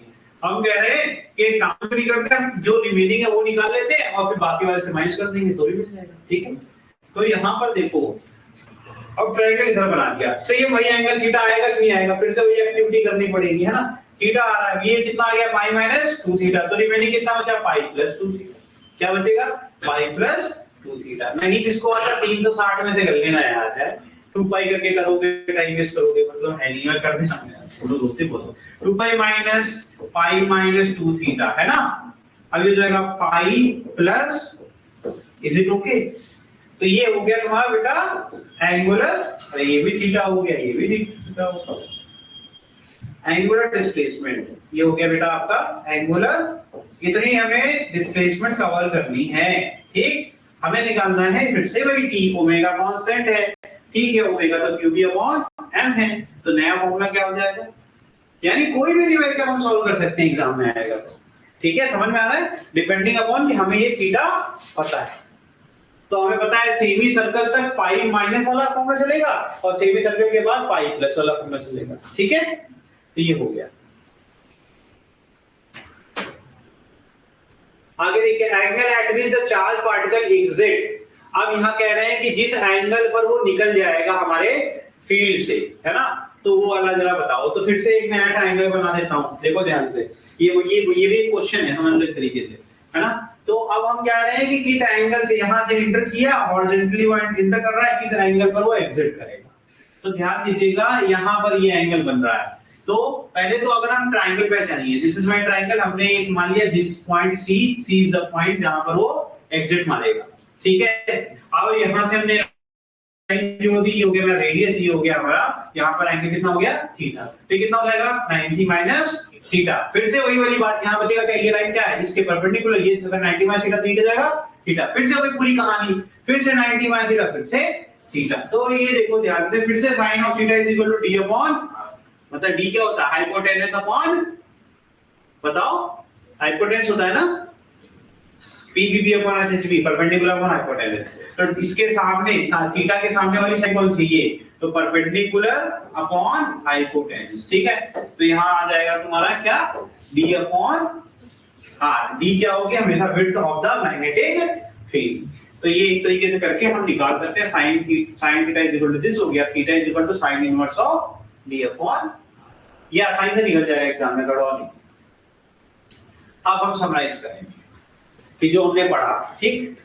अगर d की वैल्यू लेस देन रेडियस हो, है ना, जो रेडियस, किसका रेडियस, ये जो सर्कुलर पाथ पर वो होगा, इसका कुछ रेडियस होगा ना, अगर विड्थ उससे भी कम हो तो पार्टिकल एग्जिट कर जाएगा magnetic field at angle of emergence and will follow trajectory with that angle after exiting the field. तो कह रहे हैं भैया डायरेक्ट एंगल ऑफ इमर्जेंस वो क्या हो जाएगा, निकल जाएगा, बिकॉज अगर आपका छोटा है। आगे देखिए, D is equal to R, particle will exert the magnetic field at 90, ये दूसरे वाले का डायग्राम यहाँ बना हुआ है, ठीक है। और हमें जब इसके पहले निकालना है तो हम इस फॉर्म से निकालेंगे, ठीक। तो यहाँ पर 90 पर will move tangentially to the magnetic field, tangential क्या है, यही तो इसका tangent हुआ ना, ऐसे 90 डिग्री पर चलता जाएगा। आगे D greater than R है, मतलब इतनी बड़ी विड्थ है और रेडियस छोटा है, तो particle will exit the magnetic field from the same side with it entered the magnetic field। अब होगा क्या ना, ये देखो सुन लो ध्यान से, कह रहे जिधर से एंटर किया उधर ही निकलेगा, बिकॉज़ क्या है, ये बहुत बड़ा है, ये पूरा चक्कर लगा लेगा, समझ में आ रहा है। जैसे देखो, अगर ये बहुत बड़ा है, मेरा रेडियस छोटा है, रेडियस मैंने मान लिया यहाँ से एंटर किया था, मैं ऐसे जाऊंगा, ऐसे घूम करके ही निकल जाऊंगा, समझ में आ रहा है कि नहीं आ रहा है। तो इस केस में क्या होगा, जिस साइड से हम एंटर किए थे उसी साइड से हम एग्जिट भी करेंगे। बाकी दोनों केसेस में हमने ये देखा था कि एग्जिट हम अपोजिट वाले साइड से करेंगे। If no other external force field is there, it will again enter the magnetic field। तो कह रहा है अगर कोई और फोर्स नहीं तो घूम के फिर से, ठीक है। तो ये सर्कुलर ट्रैजेक्टरी समझ में आ रहा है। तो उसी को हमने बोला था आगे चल करके हेलिकल पाथ फॉलो करेगा अगर हम मैग्नेटिक फील्ड में ही रखेंगे पूरे टाइम को। तो ऐसे घूमता रहेगा, अगर मान लो इंटर कर दिया फिर से घूमने लगेगा, फिर से घूमेगा, इस तरीके से वो हेलिकल पाथ पे जाएगा, शिफ्ट भी तो होगा। तो ये हो गया। याद रखना कि अगर हम एंगल नहीं देते हैं और हमारा हमेशा ये होगा कि component of v sin theta लेके चल रहे हैं, तो अगर v cos थीटा कंपोनेंट नहीं देते हैं तो जब v cos थीटा तुम नहीं दोगे तो जो तुम डायरेक्शन दोगे वो परपेंडिकुलर ही दे रहे हो ना, तो तुम्हारा v cos थीटा कांसेप्ट खत्म हो गया। समझ, हेलिकल पाथ तभी आएगा प्ले में जब हम v cos थीटा देंगे, ठीक। ये क्या है, न्यूट्रॉन है ना, न्यूट्रॉन ऑफ काइनेटिक एनर्जी कितनी, 50। न्यूट्रॉन क्या होता है भाई, tell me what is neutron, बताया है मैंने शायद किस क्लास में बताया, तुम लोग बताओ न्यूट्रॉन क्या होता है। टोटल चार्ज क्या होता है, ट्वाइस ऑफ कुछ याद आ रहा है, मैंने बताया था यही थी क्लास में। बताओ न्यूट्रॉन क्या होता है। चलो तुम ये इससे करो, एनर्जी के साथ तुम सॉल्व करो। चार्ज नहीं पता, पहले एनर्जी देखो, एनर्जी कितनी दी गई है, 50 किलो इलेक्ट्रॉन वोल्ट, ठीक है, is describing a circular orbit of radius r दिया गया है 0.5 in a plane perpendicular to magnetic field. The kinetic energy of proton that describing, क्या है काइनेटिक एनर्जी ऑफ प्रोटॉन बताओ, अ सर्कुलर ऑर्बिट ऑफ 0 मतलब same radius का orbit एक proton करे तो उसकी काइनेटिक एनर्जी कितनी होगी सेम प्लेन के अंदर। ठीक है, तो पहला केस में आपको नोन फैक्टर्स दिए गए हैं कि भाई ठीक है ये आपका 50 किलो इलेक्ट्रॉन वोल्ट की एनर्जी थी, इसके पास रेडियस 0.5 था। ठीक, अब हम कह रहे हैं ये चार्ज कौन सा न्यूट्रॉन था और मैग्नेटिक फील्ड क्या है बी, कह रहे सेम मैग्नेटिक फील्ड दूंगा लेकिन मुझे ये बताओ कितनी काइनेटिक एनर्जी मैं प्रोटॉन को दे दूं। प्रोटॉन का चार्ज तो पता होगा ना 1.6 × -19 ठीक, सच दैट ये भी उतने ही रेडियस का सर्कुलर पाथ हमको करके दिखाए। करो सॉल्व करो, ये है द फॉर्मूलाज।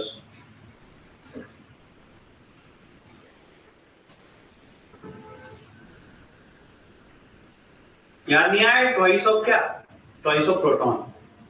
न्यूट्रॉन क्या होता है, चार्ज कैरी, न्यूट्रॉन का जो चार्ज होता है carries twice of charge of proton. ठीक है,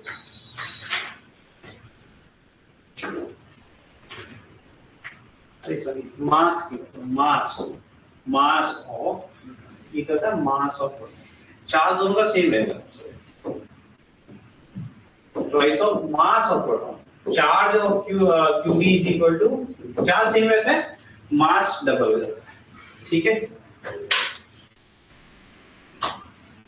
ये थोड़ा सॉल्व करना पड़ेगा, कुछ मेहनत करवाऊंगा।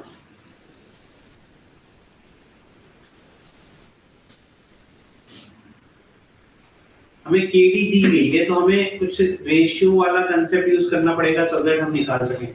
आप समझिए ऐसे कर सकते हैं आप, जब आपको एक चीज दिया गया है तो KD अपॉन KP कर लीजिए, मैंने चार्ज दोनों का सेम बता दिया तो K और इसका रिलेशन निकाल लीजिए आप, काइनेटिक एनर्जी का और रेडियस का रिलेशन निकाल लीजिए। तो रेडियस का फॉर्मूले में होता है काइनेटिक एनर्जी का फॉर्मूला है ना, क्या हो जाएगा √2mk अपॉन, अभी लिखवाया है पीछे चेक कर लो, फॉर्मूला है कि दिखाऊं, मैं दिखा देता हूं डोंट वरी। ये लिखे हैं सारे फॉर्मूले, इसमें से देख लो कौन सा चाहिए तुम्हें। K फॉर काइनेटिक एनर्जी,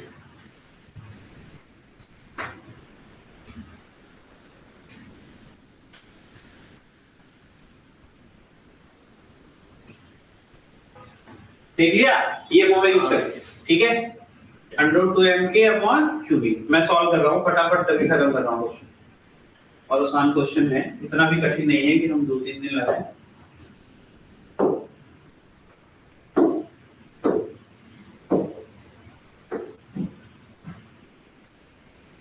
देखो क्वेश्चन बहुत ही ज्यादा आसान है अगर हम ढंग से करें। पहले ना काइनेटिक एनर्जी का फॉर्मूला लिख लेते हैं दोनों के लिए, क्योंकि इसमें जब भी ना एक गिवन हो दूसरा निकालना हो तो रेशियो का इस्तेमाल किया करो। ठीक है, क्योंकि इसकी वैल्यू दी गई है, कितनी दी गई है 50 किलो इलेक्ट्रॉन वोल्ट। ठीक है, और इसकी वैल्यू हमें निकालनी है और रेडियस दोनों में सेम है, radius of neutron is equal to radius, ये सब गिवन देता है भाई, है ना, तो हम इसका इस्तेमाल करेंगे। Q of D is equal to Q of P, मैंने आपको बता ही दिया। ठीक है, और मैंने ये बता दिया mass of neutron is twice of mass of proton. इन सब का इस्तेमाल करेंगे। R is equal to √2mk upon QB। ठीक है, B भी सेम है ना, B सेम। लो भाई सब लिख दिया, देखो फटाफट क्वेश्चन खत्म हो जाएगा। तो अब याद रखना है स्क्वायरिंग बोथ साइड कर देंगे तो व्हाट वी विल गेट, तो K is equal to R square Q square V square upon 2m, है ना, यही तो आएगा। K is equal to R square Q square V square upon 2m। ठीक, अब ध्यान देना, अब इसको यूज करूंगा KD और KP के लिए, तो फिर for KD it will be, R तो सेम ही है, Q तो सेम ही है, V तो सेम ही है, नीचे क्या आ जाएगा ट्वाइस ऑफ मास ऑफ, क्या है भैया मास ऑफ न्यूट्रॉन, यही तो आएगा, यही तो आ रहा है। ठीक, समझ में आया कुछ कुछ कि नहीं। और अब इसमें KP के लिए क्या आ गया है, R स्क्वायर Q स्क्वायर, ये तो सेम रहेगा, नीचे जाएगा 2 इंटू मास ऑफ, डिवाइड करो, it will be KD upon KP। देखो क्या क्या कट रहा है, ये सब कट जाएगा न्यूमरेटर, है ना। ये 2 से 2 कट जाएगा, बचेगा क्या, मास ऑफ प्रोटॉन ऊपर आ जाएगा, डिनोमिनेटर कहां है, न्यूमरेटर में, और ये जाएगा मास ऑफ न्यूट्रॉन। यही तो आ रहा है, कुछ बचा ही नहीं बेटा, इतना सरल क्वेश्चन था ये। ठीक है, अब ध्यान से देखना, this will become mp upon 2 mp, m से नहीं कट गया, ये आ गया 1 अपॉन, यानी मेरे भाई kp is equal to twice of kd, ये आ जाएगा 100 किलो इलेक्ट्रॉन। आप बताइए, आपने इमेजिन किया था इतना आसान हो सकता है? कंसेप्ट अगर आपके हाथ में है तो क्वेश्चन इज वेरी इजी, अगर वो आपके हाथ में नहीं है concept, it is very very difficult. इसमें कुछ भी कैलकुलेशन नहीं है, 2 का गुणा नहीं कर पाओगे क्या 50 से? हाँ, है डिफिकल्ट क्या? ईमानदारी तो चेहरे पे होनी चाहिए अपने। ये क्वेश्चन वाज नॉट डिफिकल्ट, थोड़ा सा टाइम लगता है, आज ही पढ़ा है, घर पे जाएंगे रिवाइज करेंगे तो मजा आएगा। देखिए कितना डिफिकल्ट लिखने वाला क्वेश्चन कितने आसानी से हो गया। तो ये आपको ध्यान रखना है, ठीक है बेटा। देखो आपके सामने फॉर्मूला आपसे ही निकलवाया, बस उसका यूज किया, बेसिक। देखिए ये तो करना ही पड़ेगा ना, इतना दिमाग तो लगाना ही पड़ेगा कि ये लिया है निकालना है, तो रेशियो इतनी क्वेश्चंस क्यों करवाता हूं मैं, इसीलिए तो करवाता हूं ताकि आपको एक आइडिया रहे। ठीक है, चलो ये करो जरा, ये उससे थोड़ा सा आसान है। A uniform magnetic field act at right angle, भैया 90 डिग्री पर है, to the direction of motion, v के 90 पर है, v के 90, अभी मैंने ज्ञान दिया था v cos थीटा का एग्जिस्टेंस ही तुम्हारे ऊपर है। इस केस में v cos थीटा होगा क्या, नहीं होगा भैया, सारा का सारा परपेंडिकुलर कंपोनेंट हो गया। ठीक है, तो ठीक है, आगे बढ़िए। As a result, the electron move in a circular path, होना भी चाहिए, क्योंकि मैंने ही सिखाया था कि v cos थीटा की वजह से ही वो हेलिकल पाथ बनता है। जब v cos थीटा खत्म हो गया उससे सर्कुलर पाथ ही तो होगा, ये गोला गोला घूमेगा। और रेडियस कितना दिया गया, 2 centimetre. If the speed of electron is double, तो फिर v को 2v कर दो, v dash is equal to twice of v। तो कह रहे थे द रेडियस को कह रहे हैं r डैश कितना होगा, तो निकालो, दिमाग लगाओ। अभी तो मैंने पढ़ाया था कि किसके इंडिपेंडेंट क्या होता है, दिमाग लगाओ। अभी मैंने पीछे पढ़ा, इंडिपेंडेंट होता है ना, अब पता नहीं मुझे, तुम ही बता सकते हो। सॉल्व करो पहले। r is equal to mv upon, हाँ भाई, r is equal to mv upon qv। तो r dash is equal to twice of 2 into 2, that is equal to 4 centimetre. Confuse करना इतना आसान है। अरे r दिया था, r दिया है 2 सेंटीमीटर, कहाँ ये दिया है, तो mv अपॉन qv बराबर है, सब कुछ सेम रखा, उसने बोला सिर्फ v को 2v कर दो, यहाँ 2 का मल्टीप्लाई करो, 2 mv अपॉन qv और 2 ट्वाइस ऑफ r, नहीं हो गया।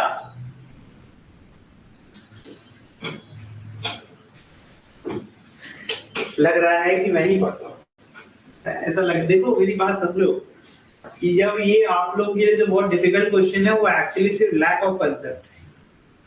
और मैं आज आपको परफॉर्मेंस से बिल्कुल डिमोटिवेट मत होना, आज ही पढ़े हो, आज ही तुरंत रॉकेट नहीं हो जाओगे। ये रॉकेट हो सकते हो कल, लेकिन आज जाकर के रिवाइज कर लोगे तब।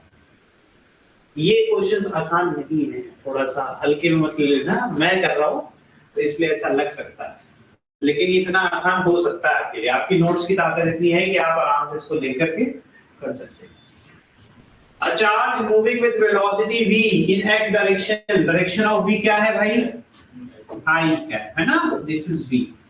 तो कह रहे हैं subjected to field, induction is in negative x, very good, direction of magnetic field is this minus I cap, theta is 180, sin 180 0 होता है क्या, तो ये जो मैग्नेटिक फोर्स लगा वो तो 0 हो गया ना, मैग्नेटिक फोर्स इज 0। तो जब भी किसी भी बॉडी के ऊपर कोई भी फोर्स नहीं लगता है तो उसके पास को कोई फर्क नहीं पड़ता है ना। तो भैया ऑप्शन नंबर, उसको कोई फर्क ही नहीं पड़ा, समझ में आ रहा है, ये हो गया। Electron having mass m and kinetic energy E enters uniform magnetic field perpendicularly, बहुत बढ़िया, एक चाहिए था v परपेंडिकुलर, देखो v और v के बीच क्या एंगल कितना हो गया, परपेंडिकुलर। देन इट्स फ्रीक्वेंसी, अभी पीछे फार्मूला पढ़ाया था यार, q की वैल्यू क्या लेनी है, e लेनी है, q की वैल्यू क्या लेनी है, इलेक्ट्रॉन है ना, हां तो e लेनी है। बताओ, ये तो खुद से करो, पीछे पढ़ाया हुआ है।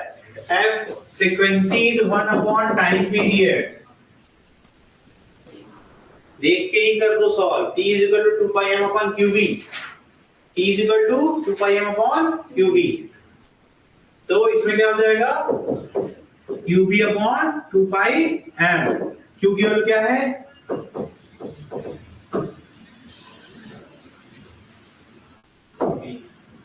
ठीक है?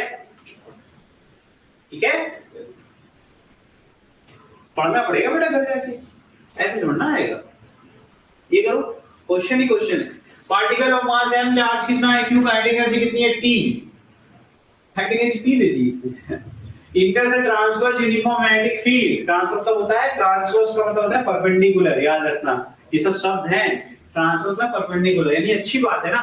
तो कह रहा है after 3 second the kinetic energy of the particle will B, तो कह रहा है 3 सेकंड के बाद कितनी काइनेटिक एनर्जी होगी, करो।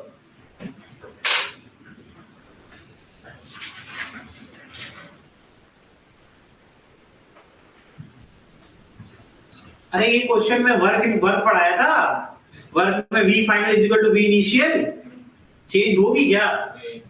नहीं होगी बेटा।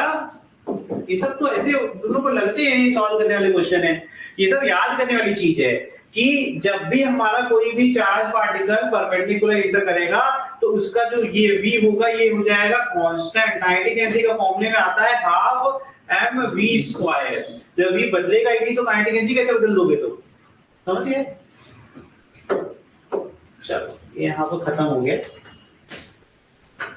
अभी हम लोग स्टार्ट करेंगे लॉरेंज फोर्स, ठीक है।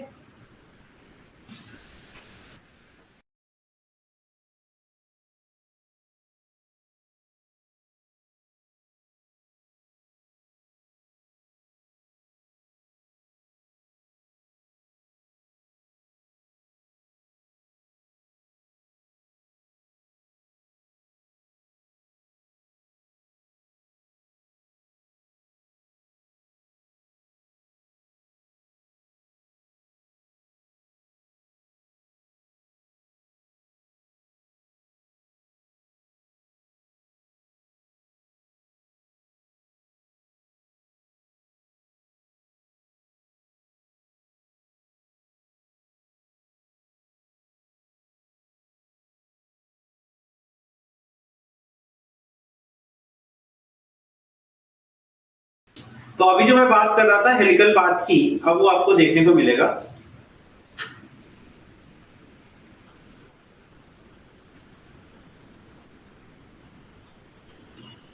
तो अभी मैंने आपको इसके पहले ही इंट्रोड्यूस कर दिया था v cos थीटा क्या करता है ना। तो v sin थीटा तो तुम्हें दिख रहा है, v sin theta is responsible for क्या भैया, सेंटीमीटर फोर्स, और ये हो गया। लेकिन v cos थीटा क्या करेगा, इसको आगे तरफ खींचेगा कि नहीं खींचेगा? तो बस इसी वजह से क्या होगा, ठीक है। तो ये आगे की तरफ, ये एक्चुअल बात येलो वाला है, देखो ये आप इमेजिन कर रहे हो। जब भी आप ध्यान रखना, ये गलत नहीं है आपका सर्कुलर, आपका आंसर सर्कुलर तब होगा। आप बस इतना क्वेश्चन में ध्यान देना कि जब हम इंटर करते हैं तो हम मैग्नेटिक फील्ड से थीटा एंगल पर है या मैग्नेटिक फील्ड से 90 डिग्री पर है। अगर मैग्नेटिक फील्ड से 90 डिग्री पर है तो सर्कुलर पाथ, लेकिन मैग्नेटिक फील्ड से 90 डिग्री से कोई भी एंगल होगा तो हेलिकल पाथ। समझ में आ रहा है कि नहीं? क्योंकि तब क्या होगा, एक v कॉस जन्म दे देगा, ठीक है। और उसी से क्या हो जाएगा, दिख रहा है ये एक एंगल पर मैग्नेटिक फील्ड से v, जिससे कि वो थीटा क्रिएट कर रहा है, जिससे कि ये v cos थीटा और v sin थीटा। तो v sin थीटा सर्कुलर वाला पाथ आएगा, लेकिन ये आपको हेलिकल पाथ। ओके, ये हो गया। अब तुम्हें यहाँ एक नई चीज सीखने को मिलेगी कि अगर जहां से रिपीट हो रहा है पाथ आपका ना, और इनके बीच की जो दूरी होगी है ना, हम सीखेंगे आप लोग। तो पिच, इसको कहते हैं पिच, क्या कहते हैं इसको, पिच, पिच ऑफ हेलिक्स। क्या कहते हैं, the path is known as, path is क्या है, हेलिक्स या फिर हेलिकल पाथ, तो हेलिक्स भी कहते हैं, ठीक है। और जहां से रिपीट करे एक टाइम पीरियड के बाद जो फिर से ये दूसरा करेगा, उसकी दूरी कितनी होगी, पिच। तो पिच की वैल्यू क्या होगी आपका v पैरेलल। कौन रिस्पांसिबल है इसको आगे ले जाने के लिए, ये डिस्टेंस कौन कवर करवा रहा है, सर v cos थीटा, है ना। ये कैसा कंपोनेंट होता है, ये पैरेलल टू मैग्नेटिक फील्ड है सर, ये पैरेलल हो गया। और ये कैसा कंपोनेंट होता है, परपेंडिकुलर टू मैग्नेटिक, समझ आ रहा है। तो v पैरेलल क्या हो जाएगा, v cos theta into time period तो वही मिलेगा। अच्छा ये दोनों काम एक ही समय पर हो रहा होगा, जितना समय इसको एक चक्कर लगाने में लगेगा उतना ही समय इसको आगे की तरफ जाने को मिलेगा कि नहीं मिलेगा, तो टाइम पीरियड का फॉर्मूला सेम ही रहेगा 2πm/qv। तो ये हमारा फॉर्मूला है pitch of helix 2πm v cos theta upon qv। Okay अब ये क्वेश्चन करो, a charge having E upon m equal to 10 to the power 8 क्या भी चार्ज पर यूनिट मास लिखा हुआ है coulomb per kilogram enters a uniform magnetic field B is equal to 0.3 Tesla with velocity of 3 × 10⁵ meter per second at angle of 30। देखो देखो देखो ये है एंगल कितना है, यानी ये हो गया V sin 30 और ये हो गया V cos, ठीक है, with direction of field. The radius कितना होगा, तो आपसे पूछा रेडियस ऑफ हेलिकल पाथ, तो आपसे कह रहे हैं आर निकालिए, रेडियस निकाल दो, जल्दी करो। फॉर्मूले चाहिए हो तो मैं फॉर्मूला आपको बता दूंगा, ऐसी कोई बात नहीं। रेडियस की क्या जगह mv sin थीटा, पिछली बार mv अपॉन qv लिखवाया था इफ यू रिमेंबर। अब ये क्वेश्चन करके आ रहा है, उसमें लिखा था r mv अपॉन qv, जिसमें हमने 2v किया था, याद करो। यहाँ पर v कौन सा, उस केस में v परपेंडिकुलर था, यहाँ क्या है v परपेंडिकुलर कितना है v sin, तो इतना सही है, सॉल्व कर डालो।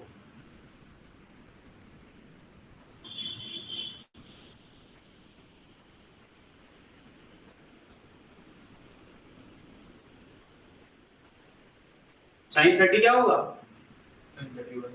1/2, ठीक है, और cos 30 √3/2। हमें रेडियस निकालना है, वैसे हमें इस क्वेश्चन में कुछ ज्यादा खास करना नहीं है। m कितना दिया गया है भैया, लगाओ देखो, q अपॉन m दिया गया है, q अपॉन m दिया गया है ना, तो q अपॉन m दिया गया तो 1 अपॉन q अपॉन m करेंगे ना, तो 1 अपॉन 10⁸। देखो नहीं समझ में आया मैंने क्या किया, तुम्हें बेटा क्वेश्चन में E अपॉन m दिख रहा होगा, ये E क्या है, चार्ज ही तो है, ये क्या है 10⁸। हमारे फॉर्मूले में क्या होता है m अपॉन चार्ज, ये कितना हो जाएगा 1 अपॉन 10⁸ होगा कि नहीं होगा, तो हम बस यही करेंगे 1 अपॉन 10, ये पूरा हो गया। और v कितना है, v की वैल्यू कितनी है 3 × 10⁵, ठीक है, और sin 30 क्या होगा 1/2, जिसको 0.5 लिख देता हूं, नीचे क्या आ जाएगा b, b कितना है 0.3, डेसिमल से डेसिमल कट गया, 3 से 3 कट गया, ठीक है, 10 to the power 5 into 10 to the power minus 7/2 कितना आ गया, इसमें से 4 ले लो, 5 into 10 to the power minus 3,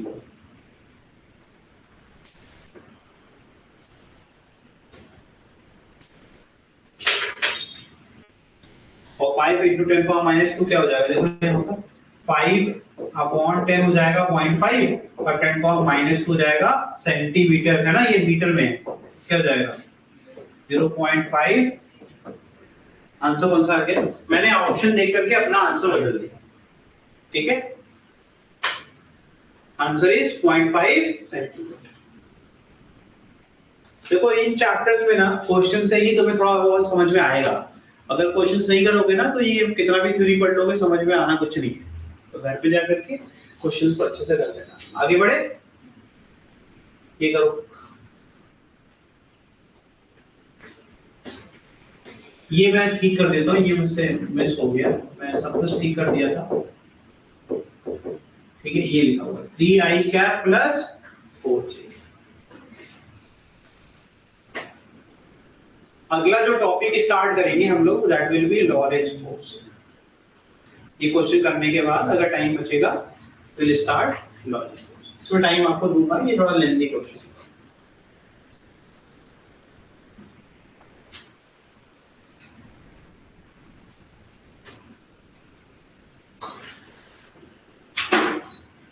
करो क्वेश्चन समझ में आया तो बताना। एक चार्ज पार्टिकल है Q जिसका मास m है, वो मूव कर रहा है with velocity v equal to 3i cap plus 4j cap in magnetic field की वैल्यू है 3j cap. Direction magnetic field क्या है 3j कैप।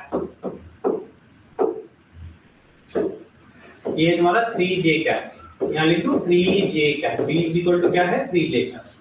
ठीक, यहां डायरेक्शन क्या है प्लस y एक्सिस। फिगर तो बना ही हुआ, कह रहे हैं रेडियस r है, टाइम पीरियड t है, p पिच क्या है p। तो कहते हैं कौन सा ऑप्शन सही है इसमें से। ठीक है,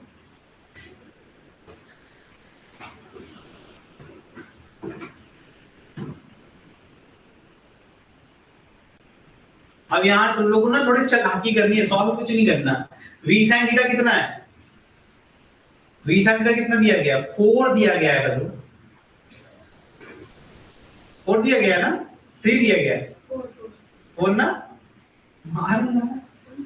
मैग्नेटिक फील्ड इसे देखा जाता है, हमारा जो कंपोनेंट है वो परपेंडिकुलर कहलाएगा जब वो मैग्नेटिक फील्ड से परपेंडिकुलर है ना। ये फंस गई जाल में मेरे, तुम लोग को फंसना है ना। तो ध्यान से देखना, मैग्नेटिक फील्ड डायरेक्शन क्या बेटा है ना, ये है मैग्नेटिक फील्ड। और 4j कैप की डायरेक्शन vy जो है, vy तो इस बार पैरेलल हो गया ना, पैरेलल टू v। लेकिन जो vx है दैट इज परपेंडिकुलर टू, तो इस बार परपेंडिकुलर कंपोनेंट क्या हो गया। तो पहली बात तो r का फॉर्मूला क्या था mv परपेंडिकुलर अपॉन qv। तो यहां से आ गया 3m अपॉन है ना qv। v कितना है, v की वैल्यू कितनी है 3 है। बहुत बढ़िया, हम तो आंसर लिखने लगा यार, तुम लोग करो नहीं तो सारा आंसर हो जाएगा। तो पहले ही ऑप्शन, 2 ऑप्शन तो चले गए। ठीक है, 2 ऑप्शन कौन से चले गए, क्योंकि मैंने अब यहां से बता दिया, बस पुट कर दो वैल्यू m into 3 है ना, और नीचे क्या जाएगा q की वैल्यू कितनी है, q की वैल्यू नहीं पता, लेकिन b की वैल्यू कितनी है 3। देखो दोनों डायरेक्शन j है ना, तो ये 3 बन जाएगा। m upon q आ रहा है कि नहीं आ रहा, m upon q। अब पहली बात तो ये ऑप्शन गया, ये ऑप्शन गया, बचे सिर्फ, यानी कि अगर मुझसे पढ़ रहे हो तो एक तो गिफ्ट फ्री का है, 50% प्रोबेबिलिटी है तुम सारे ऑप्शन सही करोगे, 50%। अगले 50 तुम्हारे हाथ में। टाइम पीरियड का फॉर्मूला क्या होता था भाई बताओ, t equal to 2 pi m upon qb है ना। अब 2 पाई m, इसमें कुछ बदलेगा नहीं, b है, b कितना है 3, तो क्या आ जाएगा भाई बताओ 2 पाई m अपॉन लो, sorry 2 pi m upon 3q दिख रहा है। अब ये तो गया, मतलब ये तो ऐसे ही सॉल्व हो गया यार, ऐसे ही सॉल्व हो गया। लेकिन हम p भी निकालेंगे। p का फॉर्मूला अभी पढ़ा के आया हूं, p का फॉर्मूला क्या था, p के लिए रिस्पांसिबल कौन होगा, p के लिए पैरेलल वाला रिस्पांसिबल है, तो यानी कि 4 आना चाहिए। क्या आना चाहिए 4। तो हमारा फॉर्मूला क्या था, पीछे देख लो, फॉर्मूला अगर नहीं याद है, पिच का फॉर्मूला बनाया ना 2 पाई m अपॉन qb। ये देखो ध्यान से, ये तो टाइम पीरियड ही है, टाइम पीरियड में मैं क्या कर दूं v cos थीटा मल्टीप्लाई कर दूं, है ना। देखो टाइम पीरियड में निकाल लिया ये, इनटू क्या 4, 8 आ रहा है, देखो वेरीफाई हो गई, दिख गया। तो दिखने में जो बहुत डिफिकल्ट है वो जरूरी नहीं है कि बहुत डिफिकल्ट है। अगर तुम्हारा कंसेप्ट अच्छा है तो तुम्हारे लिए चीजें बड़ी ही आसान है, और अगर कंसेप्ट बुरा है तो फिर तो कितना भी पढ़ा लें कोई फर्क नहीं पड़ता। ठीक है, ये क्या हो जाएगा v parallel that is equal to 2 pi m upon qb into 4, answer 8 pi m upon. मैंने इसके लिए एक स्लाइड ऐड करी थी कि तुम लोगों को पढ़ाऊंगा, जरूरत पड़ी क्या नहीं। ठीक है, option number B is correct. कितने लोग इस क्वेश्चन को देख के बेहोश हो जाएंगे, कहेंगे छोड़ो ये क्वेश्चन तो करना ही नहीं। क्या ये सच में डिफिकल्ट था क्या ये, और हमने कैसे इसको मजाक मजाक में कर डाला। चलो कर डालो, हमें इसकी जरूरत ही नहीं पड़ी कभी। चलिए Lorentz force, what is Lorentz force.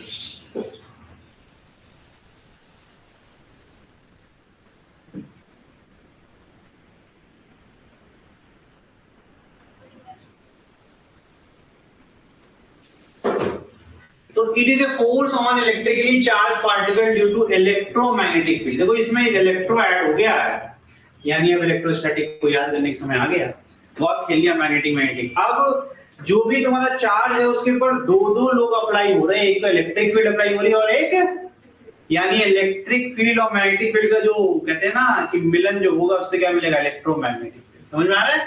तो अब ये किसने दिया, हेनरिक लॉरेंस। ठीक है, तो इलेक्ट्रोमैग्नेटिक फील्ड आती है जिसमें आपको इलेक्ट्रिक फील्ड दिख रहा होगा, पॉजिटिव और नेगेटिव चार्ज।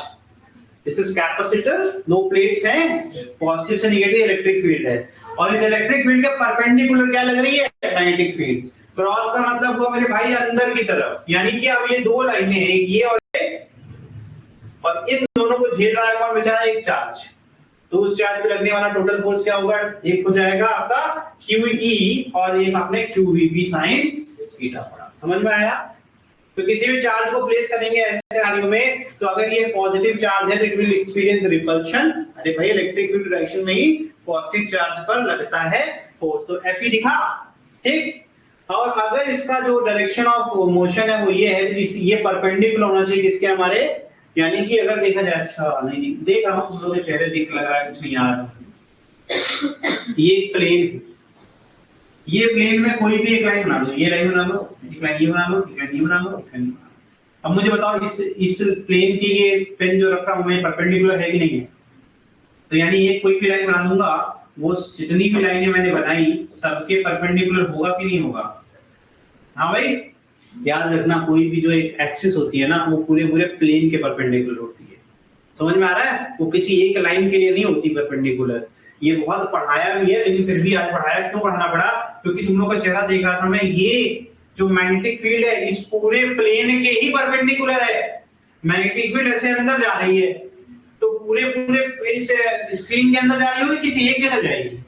तो अब अगर मैं इस पर, इस पूरे स्क्रीन पर कहीं पर भी कोई लाइन बना दूं, इस लाइन के ये जो, अगर इसको भी बोल दिया तो इसके भी परपेंडिकुलर हो गई ये वाली लाइन। देखो ऐसे रख दे रहा हूं, इसके भी परपेंडिकुलर। समझ में आ रहा है कि नहीं आ रहा है? यानी इस प्लेन में कोई भी डायरेक्शन ऑफ v लूंगा तो ऑटोमेटिक परपेंडिकुलर कंपोनेंट आ गया। समझ में आ रहा है? जिससे कि हमारा निकलेगा क्या, v क्रॉस v। तो v क्रॉस v करेंगे, आप v क्रॉस v कर लीजिए।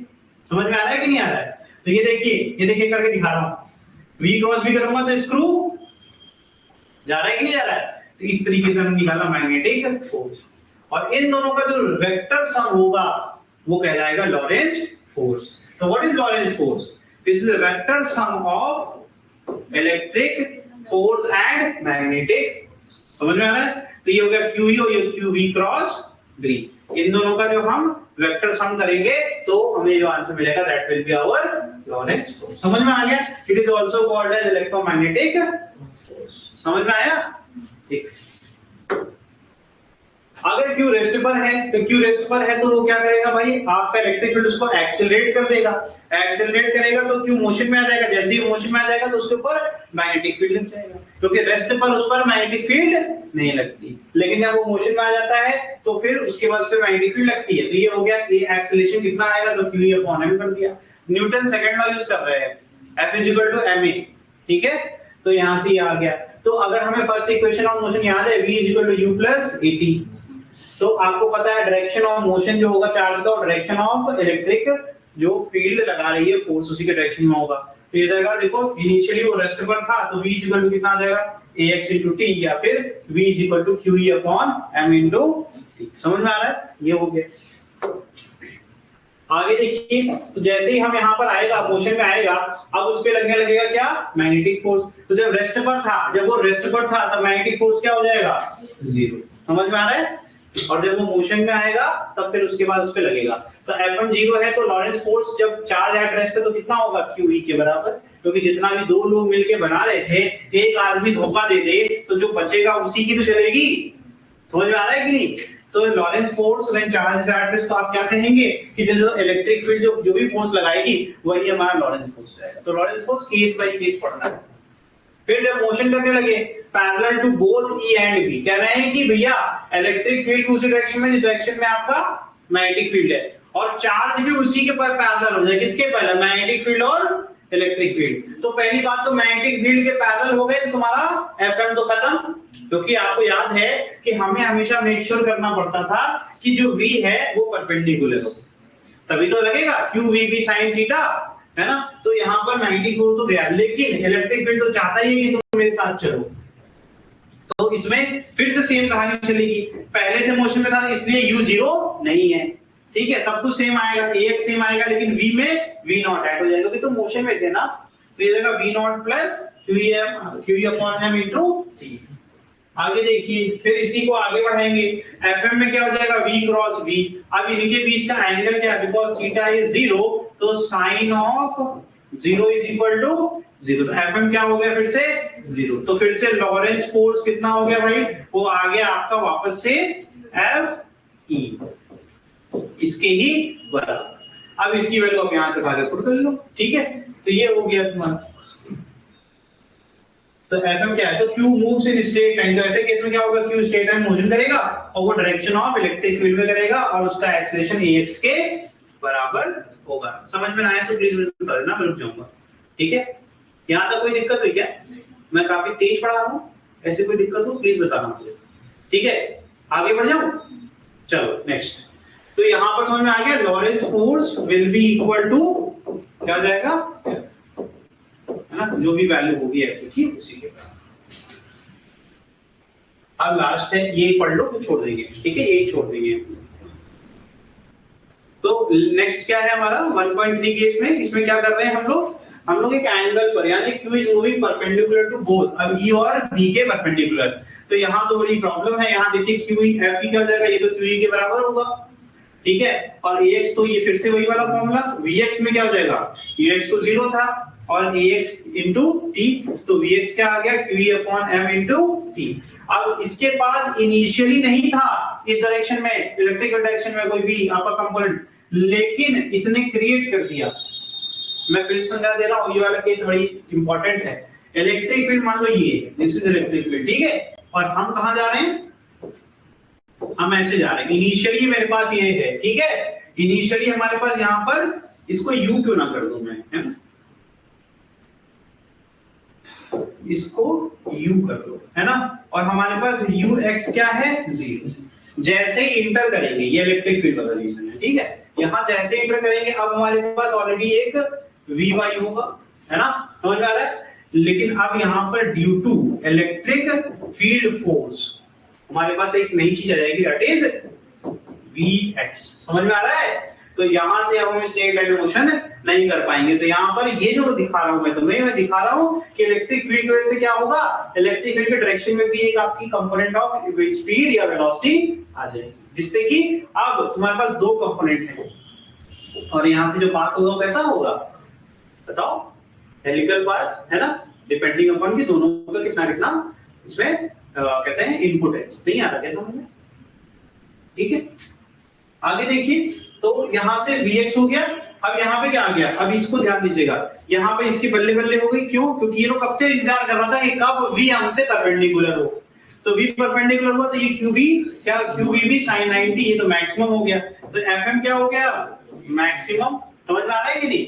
तो ये तुम्हारा जो केस स्टडी है, इसमें तुमने सबसे पहले यही समझा कि now we have both the component, जिससे जो हमें चाहिए था v cos theta v sin theta, तो अगर तुम्हें e नहीं दिख रहा है, तुम्हें vx भी दिख रहा है, तो तुम ये समझ लो कि तुम्हारा v के क्या हो गया, परपेंडिकुलर कंपोनेंट एक मिल गया v sin थीटा, और यानी कि अब यहां से हेलिकल पाथ शुरू हो जाएगा, तो ये होगा रिजल्ट। तो यहां से आ गया vx, ये आ गया तुम्हारा vx is equal to qe, है ना, और यहां से तुम्हारा अगर fm लिखूंगा तो ये जाएगा qv क्रॉस, है ना, तो ये तुम्हारा यहां से प्रोड्यूस कर देगा मैग्नेटिक फोर्स को। तो इलेक्ट्रिक फील्ड हो गया, इलेक्ट्रिक फील्ड का फोर्स हो गया, मैग्नेटिक फील्ड का फोर्स हो गया, ठीक है। तो अब अगर हम इसको जनरेट करें तो एफएम में अगर वैल्यू पुट करना चाहते हैं तो ये हो जाएगा वी बी साइन 90, है ना, ये हो जाएगा Q V Y B. V Y समझ में आया तुमको, परपेंडिकुलर कंपोनेंट, ठीक है, समझ में कुछ आया कि नहीं, ठीक। अब अगर ध्यान से देखोगे तो यहाँ पर अगर हम लॉरेंस फोर्स लिखना चाहें तो क्या इसमें इलेक्ट्रिक फील्ड फोर्स है या नहीं है ना, इलेक्ट्रिक फील्ड फोर्स, और उसी के डायरेक्शन में तुम्हारा Vx भी होगा, है ना, तो यहाँ से क्या आ जाएगा क्यू ई वेक्टर आई कैप, ई वेक्टर आई कैप प्लस, है ना, प्लस यहाँ से क्या आ जाएगा क्यू वी वाई बी, है ना, लेकिन इसका तुम्हें डायरेक्शन भी निकालना पड़ेगा, निकालो डायरेक्शन, कैसे निकालोगे, ये क्या आ जाएगा तुम्हारा, अभी डायरेक्शन क्या है, ये y है और ये तुम्हारा क्या है x, इसी डायरेक्शन में b भी है, बी और ई दोनों एक ही डायरेक्शन में थे। अब इसका तुम क्या करोगे, फिर से वही लगा दो, तुम्हारा स्क्रू रूल है ना, v क्रॉस b करेंगे तो क्या हो जाएगा अंदर की तरफ, that will B k cap, है ना, माइनस का k कैप। और जब माइनस का k कैप है तो ये प्लस क्या हो जाएगा, प्लस माइनस में हो जाएगा कि नहीं हो जाएगा। तो क्या ये फॉर्मूला बना कि नहीं बना, q e vector i cap, या मैं q e वेक्टर क्यों लिख रहा हूं जब मैंने i कैप लिखा, q e i cap minus q v by b k, ठीक है, ये हो गया, मैं लिख रहा हूं, ठीक है। तो q कैसे मूव करता है, हेलिकल पाथ पे विद इंक्रीजिंग पिच, पिच क्या होगी तुम्हारी, है ना, बढ़ती है, समझ में आ रहा है, लिखो इसे। फिर लास्ट है इसका छोड़ दीजिए,